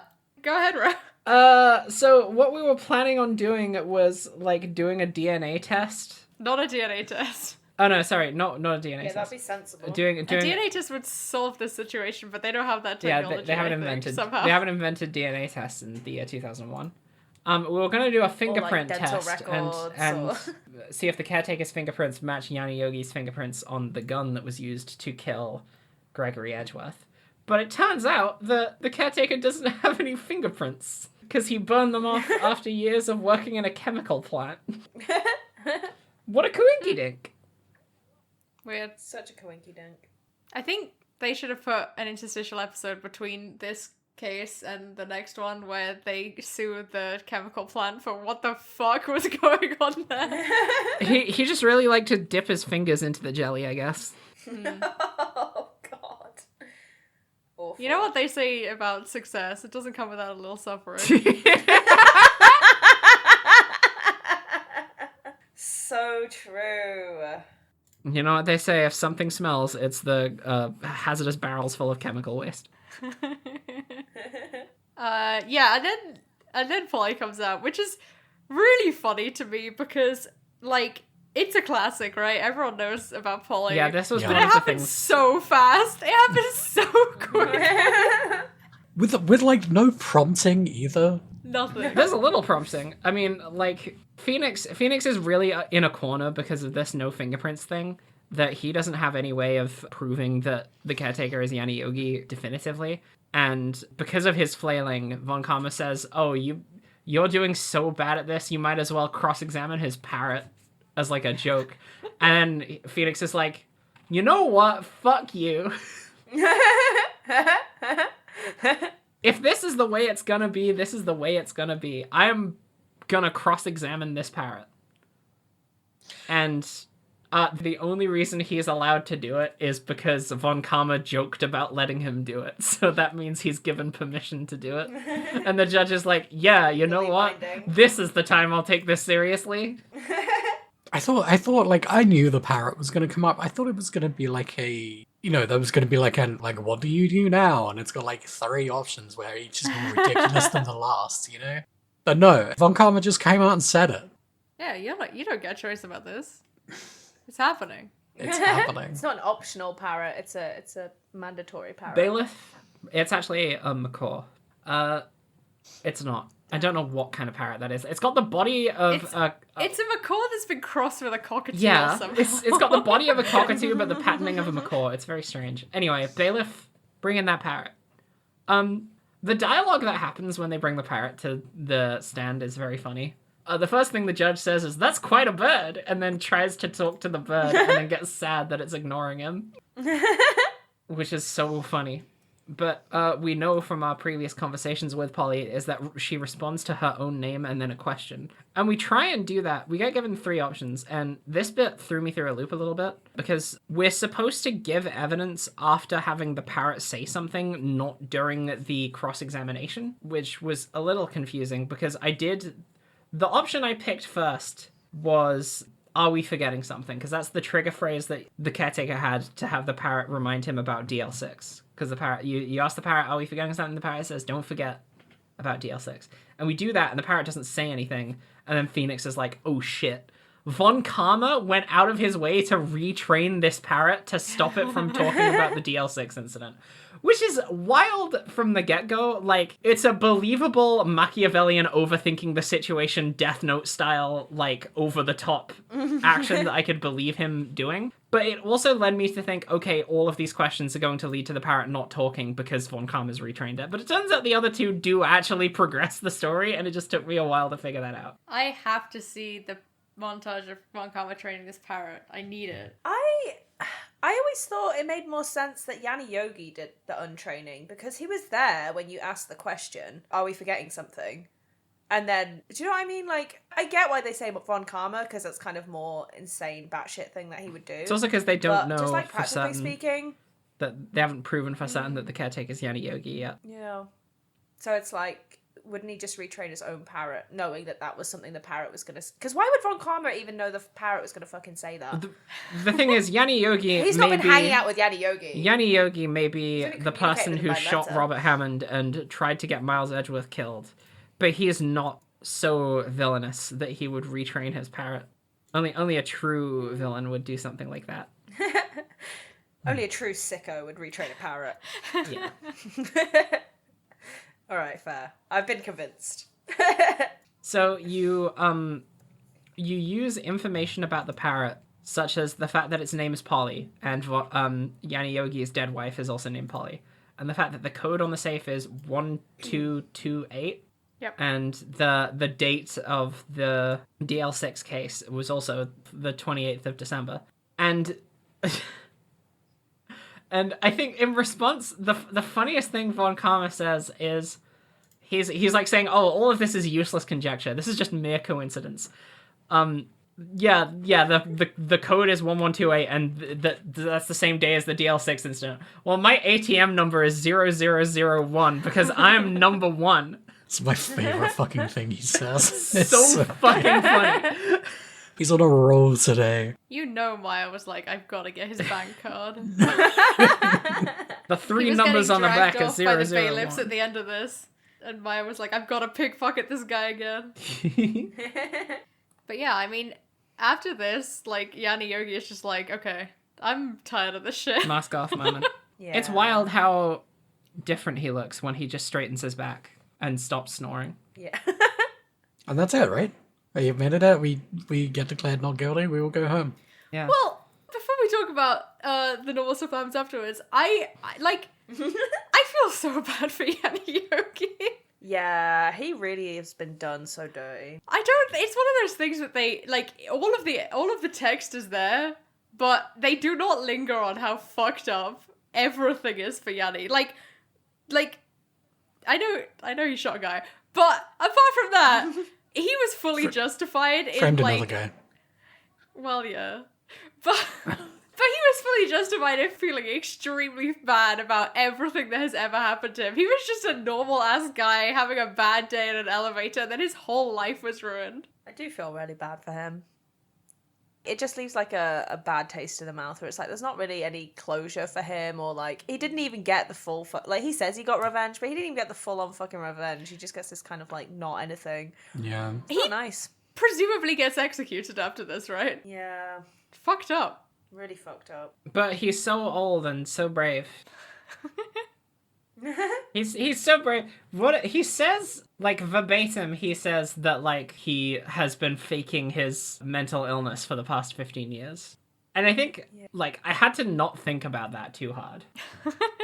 because I thought to myself, "Oh man, this like that just throws your entire like personality into question now, doesn't it? Because now I've got to think about like, okay, why have you got the parrot? Why is the parrot remembering your code? What were you talking to me about the pasta shop? Like, how was all of this consistent throughout that would make sense for you to have been faking it the entire time?" Yeah. Something as well that we get from like Yanni's story that is also alluded to a lot throughout the games, but that like there's so much media stuff around all of these court cases. Like no one gets privacy in these situations, and like that is actually like fundamentally why he would have had to have faked it so long, is that he was so well recognized and there was such a scandal around like the case in general that it's like he couldn't tap out, like he couldn't just stop because he would be recognized, and that's just like, yeah, really fucked up. Also, I think he was extremely mentally ill. I think that being trapped in an elevator when someone dies is gonna fuck you up. Yeah, like So, Yeah. even if, like, parts of his personality was, like, acting and, like, he was doing that because of how fucked up he was, you know? yeah, I think fundamentally Yeah. he was like putting on this act to protect himself, and because of that, that's more indicative of him having like, you know, other issues that mostly went unaddressed because he lived in practical isolation for the past 15 years. He is a character that you have to not think about too much, because at the end of the day, Yeah. he is a fall guy, and if you think about it too much, you just realize that, oh god, this is an old man whose entire life has been devoted to a lie that he wasn't able to keep up. And then he was killed. Yeah, maybe this whole game is about people devoting their lives to silly things. Maybe. Maybe. You're right. Let's take a look at the defendant stand and also the the defending attorney. So we finally solved the case. By God, they're holding hands. By God, they're holding hands. By God, these bitches gay. So we finally solved the case. Yanni Yogi goes to jail to be killed. Edgeworth is no longer being charged for the murder of Robert Hammond because he's been found not guilty. The confetti rains down from the sky, as it does every time we successfully solve a murder. And then Miles Edgeworth says, "Wait a second. I've got to get something off of my chest." Yeah, he did do that. I don't think you should have done that, He gang. decided to say some words. You might have a point. So this is why we had an extensive conversation about the concept of manslaughter earlier. Edgeworth is adamant to be charged guilty for the murder of his own father 15 years ago, because if DL6 closes, if the statute of limitations is lifted, and he is, the case is fully disregarded, then he will live with the potential guilt of having maybe killed his dad for the rest of his life, and it will haunt him as it has done for the last 15 years. But Phoenix is like, nightmares you didn't every do that. single night. You didn't accidentally kill your dad, Edgeworth, because you're so nice. That's literally his job. Like Adam said earlier, like, it's fine if you did it because you were a child and you were acting in self-defense and you didn't know what you were doing and you were in an oxygen-deprived situation. But, like, in this world, if you kill anyone, intentional or otherwise, no matter what age you are, the government has to kill you. Yeah, and I think this is the thing, right? Like, not only that, but, like, Phoenix clearly believes... Like, you said as a joke, like, oh, you couldn't do that because you're such a nice person. No, that's but literally Phoenix what he clearly believes. Genuinely... Right! Phoenix genuinely believes that. Which is really funny because, one, Miles Edgeworth is a terrible person. And two, like, there is this assumption in this world that, like, there is an evil that permeates the hearts of criminals, and, like, some people have it and some people don't. And even Phoenix Wright, defense attorney, like, just fundamentally this underpins his assumptions about how the world works. And that evil is the only thing that can cause you even to accidentally kill somebody. Cosmically. Most people just don't have it, so it's cosmic. Cosmically, it's impossible for Miles Edgeworth to kill another human being because he has a dope soul. And that's the truth of the matter. I have something to say here. Go ahead. The courts spoke a big deal about having to process so many cases that a murder prosecution can last more than 3 days. How the hell did they fit in this additional trial? Well, because this trial was scheduled to run to the end of the day, and it's not the end of the day yet. Was it definitely scheduled? Was it not just like a 15-minute time slot so they could move on to the No, next here's one? here's the thing, Adam. They have to solve all trials within 3 days, but they only do one trial every day. That can't be true. I genuinely think that's true. I think that is true, yes. Insane. There must be a point in any of the games where someone's like, oh man, this is taking too long. We're gonna need to clear out soon for the next guys to show up. You can't though, because you've only got 3 days. But, like, if you can't solve a trial within those 3 days, even within... But I guess your client's getting executed, Exactly! sorry. That's how the process works. I mean, So like, fucked. if you can't solve it within 3 days, the whole day, then your client's getting executed anyway. You're telling me that on day 2 of this trial, Von Karma shows up and says, I'm gonna wrap this up in 8 minutes or whatever. 3 minutes, I think, is what he says. And the judge is like, great, I get to go home. Yeah, 100%. Like, I got shit to do this afternoon, Your Honor, let's I got go! nothing on after this. Yeah. Oh, man. Yeah, okay.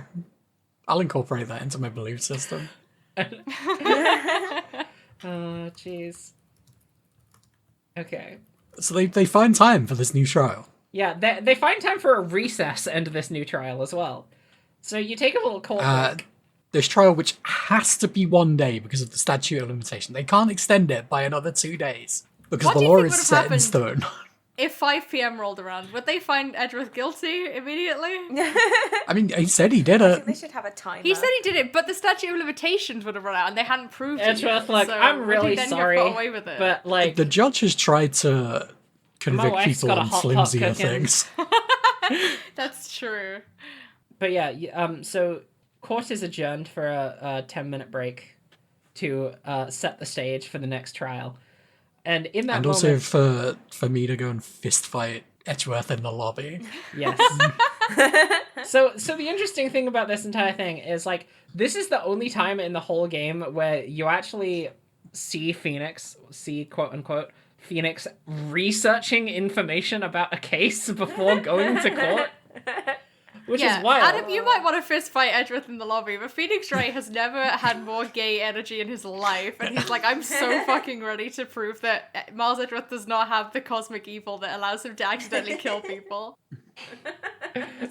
As an 8-year-old. This is like... As an 8-year-old.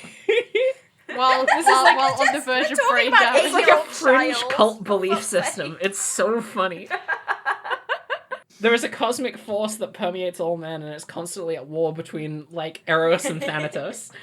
This is the opposite of cancel culture. This is the absolute opposite.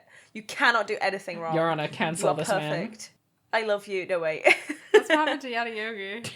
He got cancelled. Hey, what happened to the caretaker that used to, clean up around Gold Lake? Oh yeah, didn't you hear? He got cancelled. He got cancelled for faking a mental illness.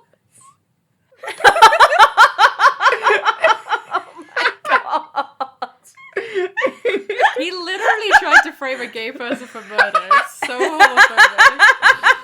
Oh my god. Oh god. Okay, I'm ready. Christ. Alright, time to prove Miles Edgeworth 8-year-old innocent.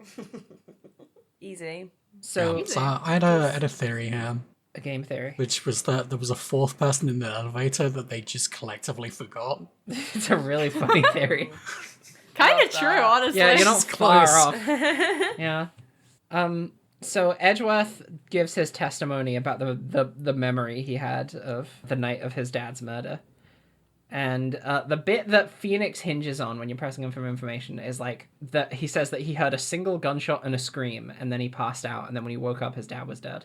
And Phoenix is like, wait a minute, something about that ain't passing my smell test. And then when you look at your evidence, you see it's because the gun from that murder was fired twice. So everyone's thinking, wait a minute, what happened to the second bullet? And Von Karma tries to be like, oh, that second bullet could have been fired, like, I don't know, a week before this all happened. And People love shooting guns in the courthouse. and then you present to the jury a picture of Edgeworth's dead dad, where you can very clearly see in the glass door of the elevator a bullet hole. And this interaction is so funny, because the judge is like, the entire time you're trying to get this information across, the judge is like, what are you talking about? I don't understand what's going on. You have to you have to baby him this information for some reason. Because Phoenix is like, take a look at this picture. And the judge is like, what does that picture have to do with anything? He's like, take a look at this bullet hole. Oh yeah, bullet hole. What's that? What are you getting at here, Phoenix? It's like, the gun was shot twice, Your Honor. Yeah, the gun was shot twice. I don't see what that has to do with this picture that you're showing me, though. It's because Isn't it normal it's to late have in the bullet day holes and in the the judge is courthouse tired. and in a lift? He hasn't had his lunch break. True. Yeah. He's usually in bed by now. Yeah. Yeah, because trial's usually finished within a couple hours. He gets to go home. So the thing that, like, I was also in a bit of a headspace while I was hearing about this information, because we know that there were 2 bullets at this scene. One that went through the glass and one that went through Gregory. We know that the bullet that Edgeworth threw was fired twice, but we know that the one bullet that came out when Edgeworth threw it was the one that went through the glass. Because, well, we don't know that, but, like, that's the entire basis of us being like, oh no, he didn't kill his dad because it went through the glass. And so my thought here was like, okay, but they were trapped in an earthquake, so there's no way that someone could have just, like, walked into the elevator to shoot Gregory. So my thought was like, maybe they were able to like stick their arm through the rubble and stick the barrel of their gun through the hole that Edgeworth made in the glass and shoot Gregory through the glass window. Holy shit. But that doesn't turn out to be the case. Yeah, sadly not. No, hang on. I do want to go over something real quick. Going by the facts of the case, is this elevator was sealed so that they were losing oxygen in there. I'd like to posit that Edgeworth saved their lives by throwing that gun, because it opened a hole in the elevator. True. They could have just done that all along. Yeah. No one needed to die. That's the thing, there was a window in the door. No, it's fine. It's fine. Very funny visual for you all to think about is 3 people suffering from oxygen deprivation. One shoots a bullet hole into the glass window, allowing oxygen to flow freely. And then the 2 adult men in the room that are currently dying from oxygen starvation are like sucking down on this bullet hole to get as much oxygen into their lungs as possible. Yeah. actually, after Von Karma's like, you can't prove that hole was not in the door already, Phoenix is like, yeah, I guess that's true. That's an I guess I'll just give insane up." thing to think. This is a court building. Like, they wouldn't just leave bullet holes in doors. I was losing my mind at this point because I thought where they were going is that they fired the same bullet twice. Oh god. Which, look, I know it's insane, but I'm trying to like think on the level that this video game is operating on. Yeah, that's Yeah. not that far off from something this game would do. Exactly. Yeah. Yeah, because he's always like, oh, like, the second bullet was never found, so it can't be used as evidence. But, like, there's a bullet hole in the wall. That is also evidence. But that's not what happened. What happened is way funnier. What happened is so funny. But I want to talk about how we get there, because Phoenix is like, oh, well, I don't know. I can't prove this, I guess. He says, wasn't my whole life leading up to today normal? So normal. But yeah. But, like, I can't even enjoy how normal that line is, because he has to get some help. Stop it. Get some help. Just get some help. They get this little flickering mirror appearing. Seizure warning. Breasts. Yeah, and this is when she's like, "You're thinking too normal. Think crazy. Get kind of Do stupid not with it, Phoenix. encourage this man. This man is already insane. Do not encourage any of that." Phoenix, you're already on a hot losing streak. I need you to get weird with it, bro. I need you to baffle these judges. And he does. He says words until the right ones come out. The He doesn't Phoenix know what Wright he's story. saying. So true. Yeah, he's like, what if there was another bullet, but they had to take it away with them? And the judge is like, what the fuck are you talking about? And then, to be 100% give credit where it's due, which Phoenix Wright does not, Maya's like, it's because he got fucking shot. Yeah. Maya Fey deserves so much more credit than she gets. So true. She deserves everything. She deserves the world. The game should be Maya Fey, Spirit Medium, and And some the other idiot she fucking hangs guy. out with. They bring out the metal detector. Yeah, this was Oh. such a good revelation. Yeah, really good. But before that, you also get given the opportunity to let your accusation of Von Karma, because this is the point where you're like, okay, it's Von Karma that did it. You can choose to like hold on to that for later or say it now. And if you hold on to it for later, Maya's just like, Phoenix, what are you doing? We don't have anything else. Yet again. Maya Fey, everybody. But yeah, so this is the part where we get to bring out the metal detector because Maya calls out the fact that, oh, clearly the shooter was shot and the shooter was Von Karma, who... The crazy part of this is they're adamant that Von Karma is so, like, brash and arrogant and self-assured that he would never do surgery on himself in case it left any evidence of what happened, or would never, like, he probably knows a guy who knows a guy who knows a guy who could do underground surgery. Like, I don't know, I just feel like it's a really bad idea to leave a bullet inside your body in any circumstance. They also talk about how he was so upset with Edgeworth because he gave him, like, a physical scar, which is, like, anti-perfection. And I just have to say, there's a fucking skill issue, Von Karma. Get over it. Yeah. Yeah, so we throw a metal detector at him and it beeps and my ears hurt. Yeah. You get the first sprite of him stressing out as well, which is deeply Yeah, he gets satisfying, like where you're oh hell he yeah. gets like really sweaty and he clutches the shoulder that the bullet is in, and we're just supposed to pretend that that's not satisfying. suspicious. But I think the best part about it is when you do detect the bullet in his shoulder, he's just like, that's just a regular bullet wound. That's from something else. Unrelated. Just like the hole in the door. Yeah, just There's like a the lot of hole in the people door. doing Yeah. shootings. Don't worry about it. He was shot through that door, just not during this incident. And this is when we finally get to use the evidence that Maya so handily stole from him. The other bullet that was found in Gregory Edgeworth, and we can compare the two bullets. Not in the moment, but the thought that we could is what leads Phoenix this man Wright to should have great. whipped out a knife and been like, Yeah. we're doing it Let's right fucking now. go. We have to extract this bullet on the courtroom floor right now. You were too cowardly to perform surgery on yourself, so I'm gonna do it. Like, And the judge is like, well, let's see where this goes.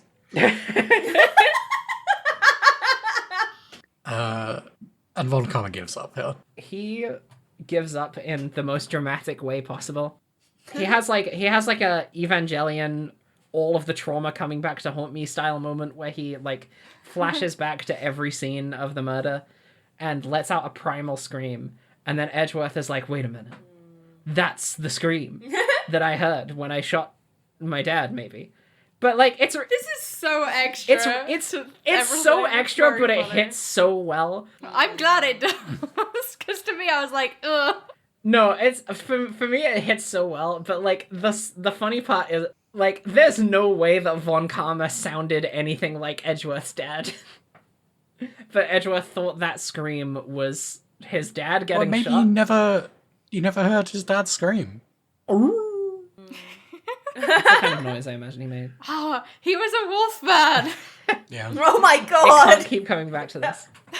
It does, yeah, and it will continue to. And I will. He loses his shit to such an extreme degree that he like turns around and starts smashing his head on the jury podium, and it's so over the top. I love it. But yeah, It's so this awful. also presents the idea that when Von Karma stepped into the elevator after Edgeworth had thrown the gun and shot him in the shoulder while he was standing outside, that in those few seconds, everyone inside the elevator conveniently passed out. I don't know if it was a few seconds. My version of events here is that Von Karma gets shot. And instead of being like, hey, I gotta get out of here, I could get shot again, he is so, like, incensed that he is overcome with, like, a superhuman strength to force open these elevator doors. Even the bullet was in his shoulder. Yeah. I will be accepting this theory. Yeah. No, he doesn't. He doesn't just force open the elevator doors. He also like lifts and chucks away feet's worth of rubble that's covering the entire elevator. Last week, Adam, you said, I don't know how I feel about this case yet because I want to see Von Karma get... I can't remember the word you used. It was something along the lines of destroyed. Yeah. How did you feel about the ending of this case? I felt pretty good. I was adequately satisfied. I like how when he gives up, he commands the judge to end the trial. Like, back to his old self, giving all the orders. Yeah. You have to kill me now. Yeah. I think it's not really something that like we've explained explicitly, but like the whole reason he was there, he was at the elevator, is because he was so like fucking devastated about the mark on his record that he was just wandering around in a daze. Like, I mean, there was also an completely earthquake. out of it.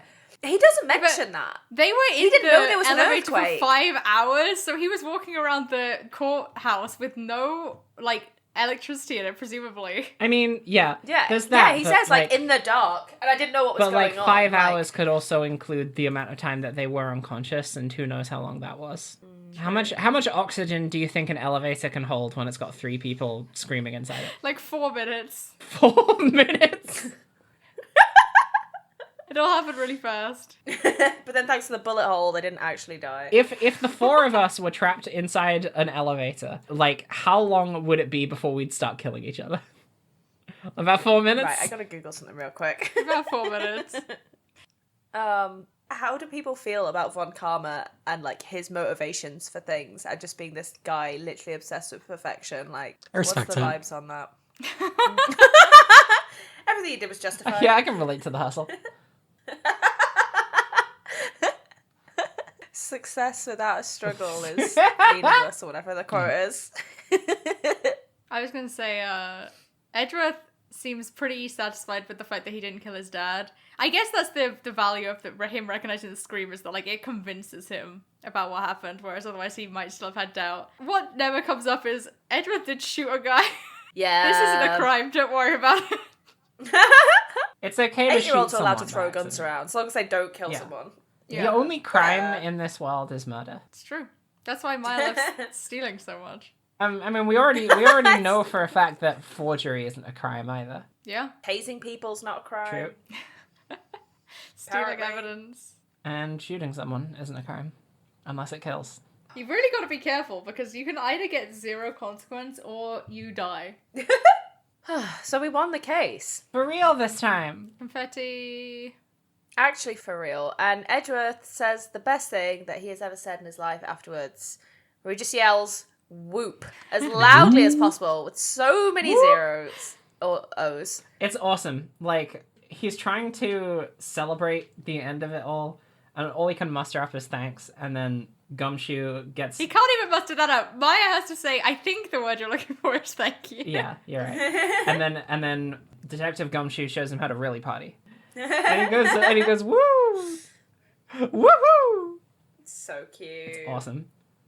Then he says he feels foolish, and I'm like, damn right you do. It's his first day being human. Leave him alone. Yeah. He was really like, I could have been going to therapy this whole time, but actually instead I thought I'd just do all of my growth as a person in a very public forum with my life on the line. Oh, and just get a therapist. Yeah. And then Lotta and Larry show up for some reason. Larry, I get. Larry I can understand, because Larry has the relationship with Miles Tails Edgeworth and Phoenix Wright. But Lotta really doesn't need to be there. She She's a would fun, never kooky allow side herself to be character. left out. Yeah, you know what? That's fair. And everyone is like super surprised. Larry finally reveals the fact. Larry gives Edgeworth a letter containing $38, revealing the fact that he was the one who stole Edgeworth's money, which was incredibly obvious because he was the only other person who wasn't there on the day that the money was stolen, except for Phoenix. Yeah. And Edgeworth is like, this is incredibly obvious. And Phoenix is like, you motherfucker. My entire life was a lie. Oh yeah, Then he doesn't does like, say that. You should get the death penalty. Yeah, he says the death sentence for Because both of theft you, is a which is crime. really funny because it very, very much could have gone that way with Phoenix as their defense attorney when they both were charged with murder. Yeah, like, you know, Edgeworth and Larry are having like a debrief where they're like, Jesus Christ, he makes this the most stressful thing known to man. Do you think Edgeworth like calls up Phoenix for like smaller things if he ever gets pulled up in court again? Like a parking ticket or something? It's like, hey Nick, can you come help me with this? Do you think that he has do you think that he's at that point yet? Do you think he's grown as a person enough to ask for help? No, not even a little bit. Yeah, you're right. He's Yeah, getting. this is where he calls Phoenix an insufferable emotionalist. You've always been something of an insufferable emotionalist.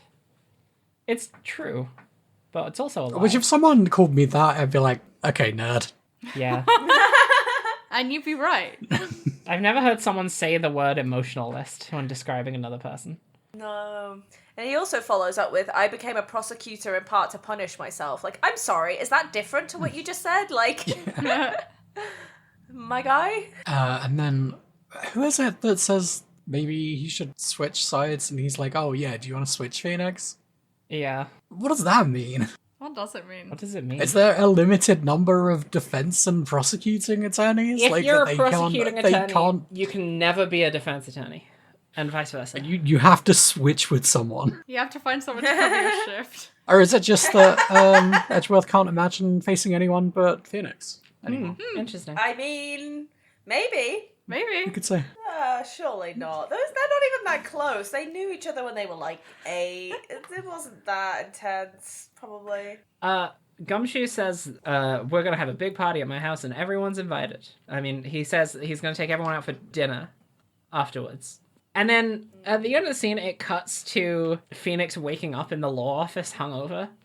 And I was like, there was a part of me, I knew it wasn't gonna happen, but I was gonna, like, if for whatever reason Edgeworth is in this scene, I would have lost my shit so hard. If the first person Phoenix spoke to after spending the night on a drunken bender in celebration for getting Edgeworth the guilty verdict, I would have, I don't know how I would have been able to react to that. But it turns out Edgeworth wasn't even there, which is, I don't understand why they wrote that into the script. It doesn't make any sense. Yeah, they were like, oh, he's still getting like processed or whatever, right? Yeah, he was Yeah, still in the why didn't they detention just- center. I mean, in an in-world level, why didn't they wait? And on an out-of-world level, why did they write that? Why did they say that? They didn't have to do that. I don't understand. We'll write it in case any of the shippers get any ideas. Everyone gets to go. Let's all go out for a beautiful meal to celebrate Edgeworth getting out of jail. Wait a minute. I think we forgot something. We forgot something. Don't forget about DL6. We forgot our Edgeworth. Oh, fuck. That's so funny. They take the parrot instead of Edgeworth. I would take the parrot. They're both red. They just train the parrot to say amateur over and over again. Like, it's the same thing. Or It's the same objection. guy. Also true. Oh, and also the reason Lotta is there is conveniently to take a picture of everyone. She's not the only person in the world that has a camera. Like, Cody could have done it. I would have preferred that, actually. That would have been really funny. Cody's getting really into court drama instead of... He's going to start sneaking into the judges' quarters, Incredible. stealing like busts. I don't know what's in there. Bus. Yeah, like busts of like previous judges or something. This is where we find out what's happened to Maya. She died. She's had a real hard couple of days. Whoa. I don't remember it going that way. Jay, what about you? It's weird. Like, I keep remembering things wrong. No, she's like, I gotta go. I gotta go do my training that I was supposed to be doing this whole time. And, like, I think this is a good ending for Maya. I just wish that, like, the whole game, but especially this case, had not built to it by being like, Maya thinks she's fucking useless. Yeah. And Phoenix does nothing to remove this feeling Yeah. from her. Like, you didn't have to do Here's that. the funny part about it. When you go and confront her at the train station, you can continue to be useless. So, yeah, Phoenix reads this letter about how Maya's going back to her homestead to do spirit training. And chases her down to the train station, and there's custom train station art, which is very nice. And you see her off, and then Maya, like, asks you for some evidence that she's been helpful, ever. And you're supposed to show her the bullet that she stole off of Von Karma, but you can literally show her anything, and I think I ended up showing her the parrot. If Maya wasn't so dedicated to stealing things, then we wouldn't know about the parrot being able to talk, and then we would have got fucked over. So actually, I still think that counts. Yeah, I agreed. think so. Like, we found the letter, we found everything we found that was useful was because of her. Yeah. But yeah, if you show her something And that she isn't saved it, the case like 3 times Yeah. from Yeah. either figuring things out or like getting into contempt of court. By the way, I guess that's not a good crime either because she's just leaving. yeah. They just put her in jail. They didn't actually, like, arrest her. She was just detained for a bit, but wasn't, like, charged with anything. But she did Yeah, have she to just pay got, like, a bail? slap on the Question wrist. Oh, mark? wait, yeah, she did have to pay bail. Yeah, Okay, I guess she was charged with That's something. true. Oh yeah, because Edgeworth paid her bail. Okay. But yeah, if you give her just like a random bit of evidence, she's just like, oh, don't worry about it. Oh no! Forget about it. Forget I asked anything. Oh, I that's should have so known sad. better than to expect any kind of like reassurance from you. Oh yeah. I also wait, no, I didn't. It wasn't the parrot. I remembered what I showed her. I showed her the picture of Edgeworth's dead dad.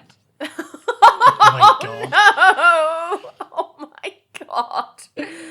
Oh, that's awful. But yeah, she just like disregards it completely and then leaves anyway, which like I'm guessing no matter what you do, she leaves anyway, but it's very funny that I was like, hey, check this out. Oh my god. So mean. Genuinely horrifying. Oh Christ. I just assumed that it would be like, no, what are you doing? That's stupid, because that's what's been happening every time I've tried to do that so far.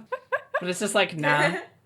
But yeah, then she leaves, and there's like a really cute render of her getting onto the train, tears in her eyes, a tearful goodbye. And then there's the really cute credit sequence where everyone is like revisited. Like every single character across every single episode is visited, and they're asked, what's up with that Phoenix Wright guy? I have no idea who's asking all these questions to all of these characters and why they're talking about Phoenix Wright like he has disappeared or is deceased. But it makes for a cute credit sequence. Did anyone have any highlights from this? Because I had a few. Maya and Penny pay Yeah! It's the only Yeah. thing that I care Cute. about. So good. They trade cards still. So good. Old Bag says you can't be a star with a name like Phoenix, and I think that's a really funny line considering how like completely false that is. My only highlight is the photo at the end. Lotte also says she's training to become a paranormal photographer, which I thought was really crazy, and then I remembered ghosts are real again. Yeah, it's the most sensible idea she's had. And then in that photo at the end, Mia is there. A ghost is there. Ghosts capturable. Great job, Lotte. She's trapped there now. Yeah, her soul is stuck in that photo. Shit. Ace 32 is actually the story of trying to get her out. Yeah. You can just, like, rip the photo, right? They don't Oh, figure well, that don't out for do like that. 25 hours. That feels bad. Is that bad? What if that kills the ghost? Why would that kill the ghost? You can't kill a ghost. Mm? You can trap their soul in the nether space between photo and not photo by tearing it in half. I have so much to learn I'm an expert about in ghosts. these matters. Yeah. Ah, shit, sorry, that's spoilers for game 2. My bad. Speaking of, we go through the credits and we're like, okay, well, we're done. No. We are not done. We're not done. There's a very good little interruption to cut to the start of the next episode. Oh, wait, one last thing about the photo. It's the only instance we see of Miles smiling. Smiles Edgeworth. True. Miles Edgeworth. Aww. There is this tweet I think about often, which was like someone just on Ace Attorney Twitter yelling, which is fair. And do that. in it, they were just like, without DL6 and all of the implications from it, Ace Attorney would be nowhere near as compelling a game because it like ties together so many different characters and their backstories in just like such a good way that yeah, it's just great. And I think about this all the time, and I'm like, yeah, I can get on board with this. DL6 is like, you know, for Maya and Edgeworth, and in some ways, it like adjacently Phoenix. It's just like a very good thing. It's a very good thing. It's really great. Sorry. Worked out great for all parties involved. I was not Yeah. expecting, like, going into this, I knew that there was going to be, like, yaoi moments involved. But I was not expecting it to be quite as obtuse as that. I guess not obtuse. I guess the correct term is more like, you know, just in your face about a lot of it. Because it's almost like, you know that the people localizing this were not thinking about that stuff. But it's like, how were they not thinking about that stuff? Like, how could you write these things? How could you translate all of this stuff and not be thinking about any of the implications of what they're writing? It's crazy. That's the experience. So, thoughts? Yeah, I've got him. I've had him for a while. Can I have some? I don't have any. Well, I'm curious how you came out of this one, because I know last week you were like, I don't know. Last I week gotta you said wait you until the hated end. Yeah, I really did have to see the whole thing, and I think the third day of the trial really brings it all together. Like I really enjoyed this last third of this case. I think maybe like looking at the whole thing as a whole, I think they got stuck on Gordy for too long. Like they really buried the lead. You don't like But Gordy? yeah, I enjoyed the conclusion. I just felt like we Swamp, got swamp. stuck on it for too long. It was not important. You're not rocking with my lake monster? No. Wow. Adam doesn't even care about Wolfmen, I hear. Yeah, it's true. Jesus Christ. Wow, you're not gonna like Ace 32, the rewrite of the It's 32, Wolfmen. The Rise of the Wolf. They're all the way on the moon. Why should I care about them? I'm just here in Los Angeles. Adam, they're getting closer with every passing day and nothing is being done to stop them. And by the time they get here, it's Look. already going to be too late. We've got to put them on trial now. I'm just a lawyer. I can't do anything until they get here and they are in the courtroom, okay? You can't do anything to Yeah, actually Phoenix has already been killed doing people. reading. Yeah. Phoenix has been researching this. Phoenix has not researched a case in his life. He researched this one a tiny bit. Yeah, He read about it quickly in the waiting room. he hasn't researched cases because he's more involved in the Wolfmen. I hope it pays off. Ace Attorney 2, baby. It's gonna be great. Bro, big thoughts on your first time through? I think the thing that's been at the forefront of my mind, and also your guys' mind based on my notes, is like now that I've experienced this, it's so easy to conceptualize how this could be such a strong impact on a teenager's life. And like, it's fascinating to think that so much of that is located entirely within this, air quotes, last episode. Say more about that. Well, like, the first 3 episodes are video game, right? Mm-hmm. there's very little surrounding context relating to, you get like a teeny drop of context here and there about the fact that like, oh, Larry and Phoenix and Miles all knew each other in the past, and like, oh, the stuff about the DL6 case and all of that, but none of it really amounts to anything until you get here. Like, even in the episodes where Edgeworth is the prosecuting attorney, all the conversations you had with him are very confrontational. He keeps stuff close to his chest. He's adamant to talk to you as little as possible. And while that in itself is, you know, that could be the foundation for some, you know, homoerotic subtexture, like, it all really blooms outward in this episode. And I think without this episode's existence, like Devin said, without the DL6 case, people really would just not care about Ace Attorney that much at all. Yeah, I think that's true. Right, but I mean, I think the first 3 episodes serve to build up to this. Yeah, they definitely do. But I also think that's they true. definitely do. But Like, if it's this more case just like- didn't exist, then neither would the first 3. They would exist. It would just mean that something's unresolved. What if they run out of time to make the game? Well, step into my alternate universe where Capcom ran out of money and they could only make the game with a few episodes and then had to call it quits. And they were like, oh, you didn't like Turnabout Samurai? Sorry. That's what We did our best. You don't like the one about the one about your mentor dying? Oops. You don't like the one about your friend beating his girlfriend to death? Sorry. My bad. We tried. Episode 1 is to introduce you to the concepts. Episode 2 is to put Phoenix at the forefront by making him like the independent person and to introduce Maya as a character. Episode 3 is probably like the least important in the grand scheme of things. I think a lot of the stuff pertaining to DL6 in episode 3 could have been put in episode 1 or Well, 2. the reason for episode 3 is to serve as it's Edgeworth coming around. He's not being blackmailed anymore. This is just Edgeworth, and he turns on his job as a prosecutor in order to get justice and find the truth in that case. I have to say something. We've talked before about case 2 and Edgeworth literally forging evidence and etc. And there is an implication in that case that Red White is blackmailing people. Red White blackmailing. I don't think he's blackmailing Edgeworth. I think in that case Edgeworth is just doing the shit that he does every day. I think that is just how Edgeworth acts. And then in case 3, he's like, oh no, I'm having gay feelings and that is also making me think about what my job is. And so he comes around on it. I feel like if case 1 and 2 were more fleshed out, there would have been room for that kind of character development in those cases. And that's not to say that case 3 is bad. If anything, I liked case 3 a good deal more than... Well, I think case 1 is probably my least favorite just because it's very, very simple in terms of scope. Mm-hmm. Yeah. But it feels like a lot of what happens in case 3, a lot of the character stuff is like not even secondary, I'd say like tertiary to a lot of what's going on at the forefront, because you've got the main plot, which is, you know, the murder, and then things secondary to that are like Phoenix and Maya having to reckon with the fact that like they have to solve this entire thing on their lonesome because they can't rely on Maya's sister anymore and that sort of thing. And then Edgeworth's relationship to Phoenix is like basically a C plot, but it does like leave room for inference and more to be gained from it, and that's where episode 4 really goes hard on that.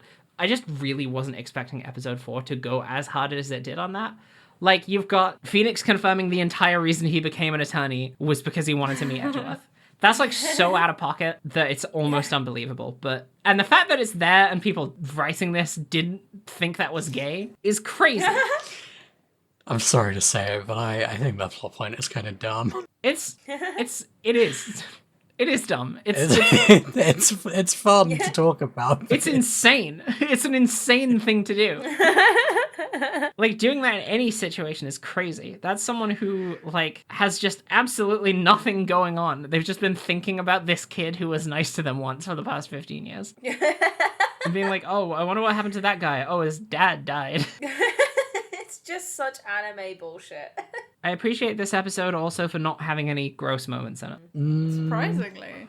Surprisingly few. Larry There was is a kind of couple. gross towards Maya. Yeah, like he is, but he also says the same kind of thing towards Phoenix, which made me think that he was just generally being weird. Because he was like, you should both love me and be bowing down before me or something like that. Yeah. And the fact that it wasn't He like was also targeted. to Phoenix like, oh, you've scored a hot girlfriend. Did he say that in this episode? Yeah. Oh, I don't remember that. In earlier on in this episode, yeah. Like, as in what we played last Oh, time. right, yeah. But he's definitely better than he was in case 1, and Grossberg is better than he was in case 2. Yeah, and also better than the fucking director in case 3. The worst character in the entire game. Oh, Jesus. So far. Yeah. Oh, God. Oh. Uh-oh. I'm scared now, Jay. Sorry. What have you wrought? I just have to be upfront about some shit, you know? Okay. Phoenix Wright Ace Attorney is a video game that we have beaten. Nope. Phoenix Wright is a... Because they added another Phoenix case. Wright Ace Attorney is a video game that we have beaten. And there is no more of So it. you said this case was added. This game was originally on the Game Boy, and then they added it in the DS version. Yes. Okay. Yeah. It's called Rise from the Ashes. Did anyone look at the key art for it? Yeah, I saw Maya was in it, but she looks fancy now. Oh, I did not think that Yeah. that was Maya. That's it. That's all I got. There was someone else there, but I I am don't so think I excited. recognized But don't worry about that. Don't worry about that. I'm so excited. I'm so Yeah, excited. it's a good case. that. Oh, good. Ah. I was worried. You Yeah, seem to be you hedging us you to said it some being stuff. bad. Wait, what? Did I? When you said the worst character yet?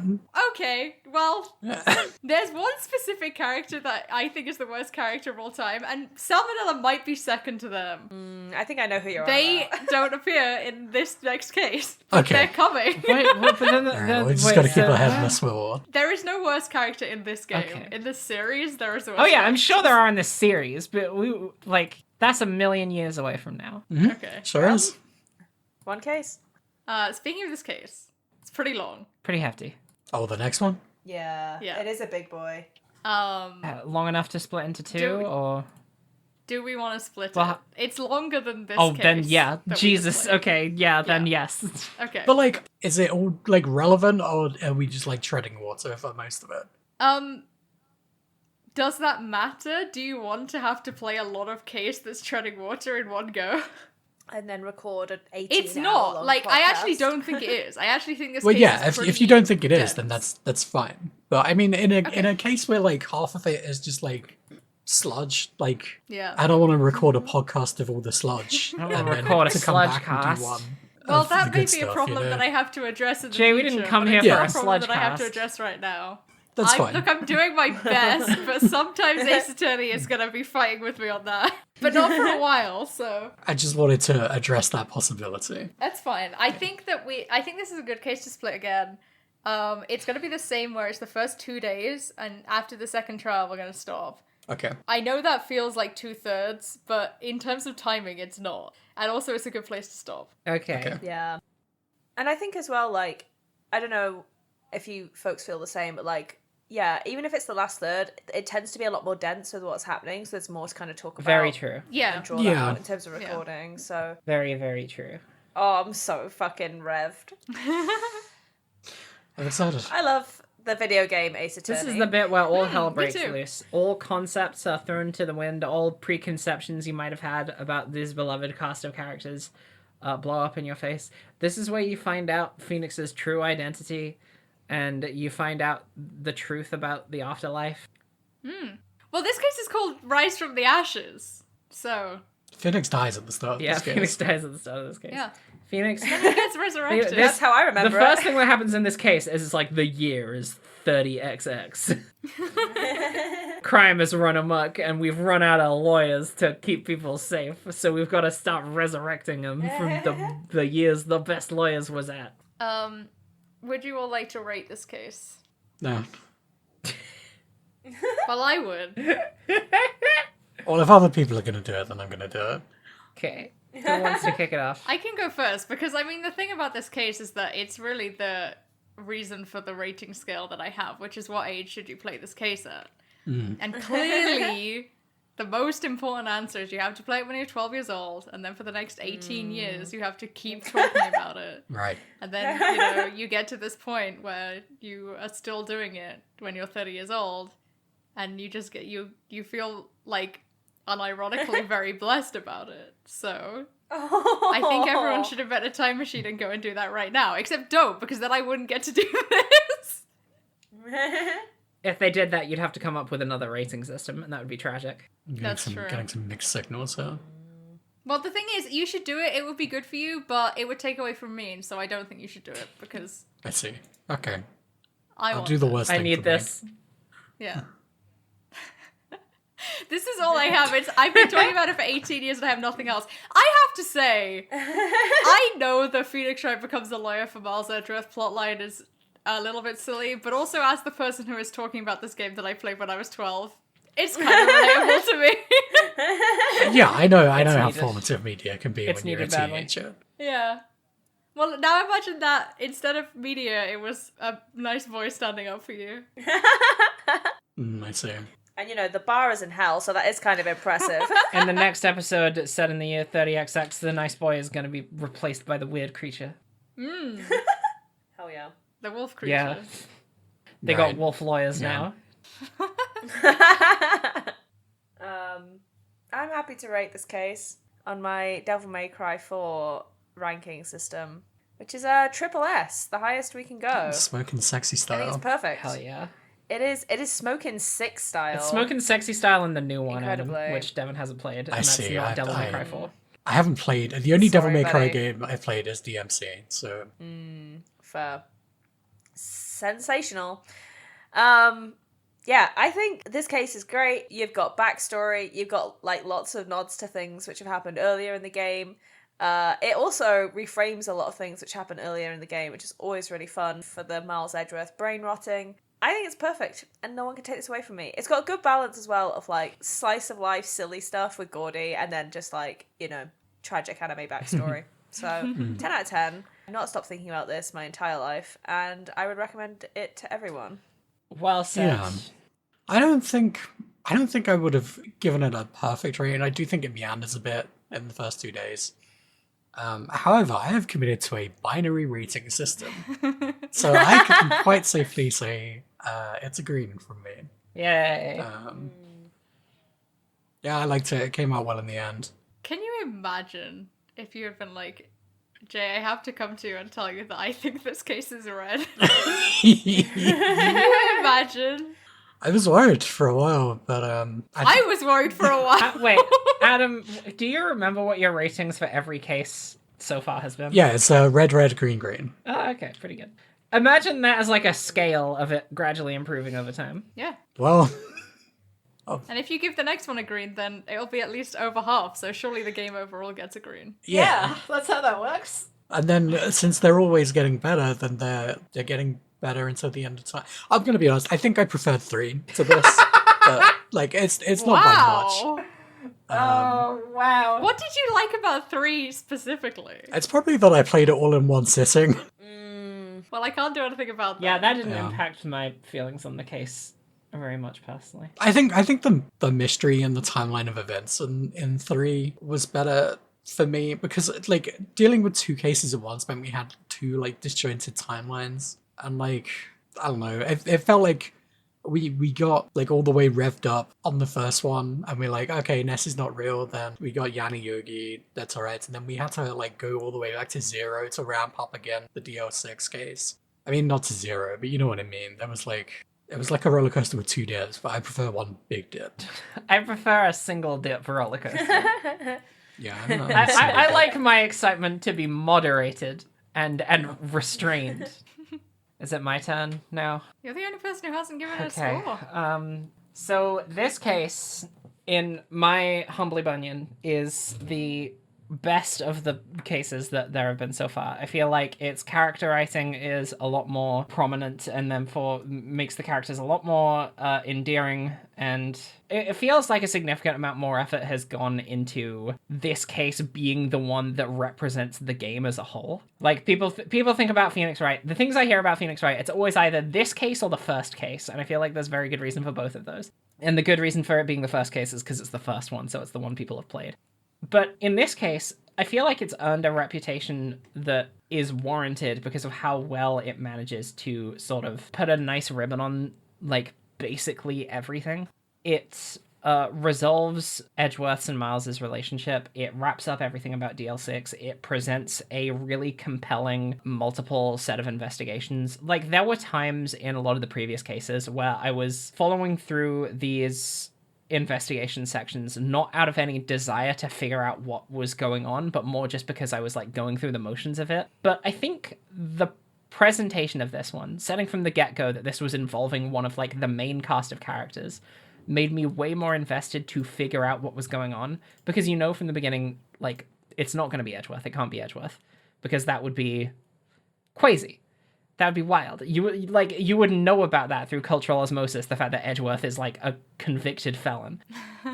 So figuring out what happened, I was a lot more interested in figuring out how these events came about and why it happened and how it happened. Because I was like, oh, there's no way Edgeworth killed someone, but if he didn't kill someone, then someone else killed that person. But who else would kill that person? Would it be someone wanting to frame Edgeworth? Why would someone want to frame Edgeworth? What do they know about his past? How does Edgeworth's past play into all of this, and why do people care so much? And now that it's all played out, it was me. I care so much. I feel like Edgeworth as a character is, while at times does display some sort of tropey behavior, especially in terms of his backstory, still manages to maintain. I think it's that tropey backstory compared to like the levity that the rest of this game presents that allows me to find him simultaneously endearing and obnoxious in a way that like almost complement one another. I think he's an awesome character. I think Maya's an awesome character, and like Phoenix is there. It's not that I dislike Phoenix. I just feel like when compared to a lot of the Rogues Gallery, I just don't have that much to say about Phoenix. Mm-hmm. Like, weirdly enough, I don't really have a problem with that. But by the end of this case, I was very satisfied and very happy with the whole thing. So because of that, I'm going to give this a rating of 9,732. There were still some things that I felt like could have been done a little better. There were some things that made me, like, I've mentioned how baffling some of the choices in terms of, like, cause and effect were. Like, you know, the elevator depriving everyone of oxygen, a guy pretending to be clinically insane for 15 years. Just, like, those little bits knock it down a couple points, but otherwise it was, like, so extremely solid that I understand how this can have such a profound impact to weird teenagers. Yeah. Yeah. Yeah. Yeah. Yeah. Yeah. And here we are. So we beat the game. We beat the game, Asterix. We beat So the game. it's gonna roll credits again, right? Yeah. Wait a minute. Perhaps. You'll never know. You will know in 4 weeks. Like, why didn't they just save that and just add in the characters from the next case for the credits there? This was the end of the game. This is the end of the game. Yeah, It's the sorry, end of my the game. mistake. Turnabout Goodbyes. Goodbye, everybody. Oh, just kidding. We got a little encore. Encore. An encore which is like as long as the last 2 cases put together. And also drops the naming convention.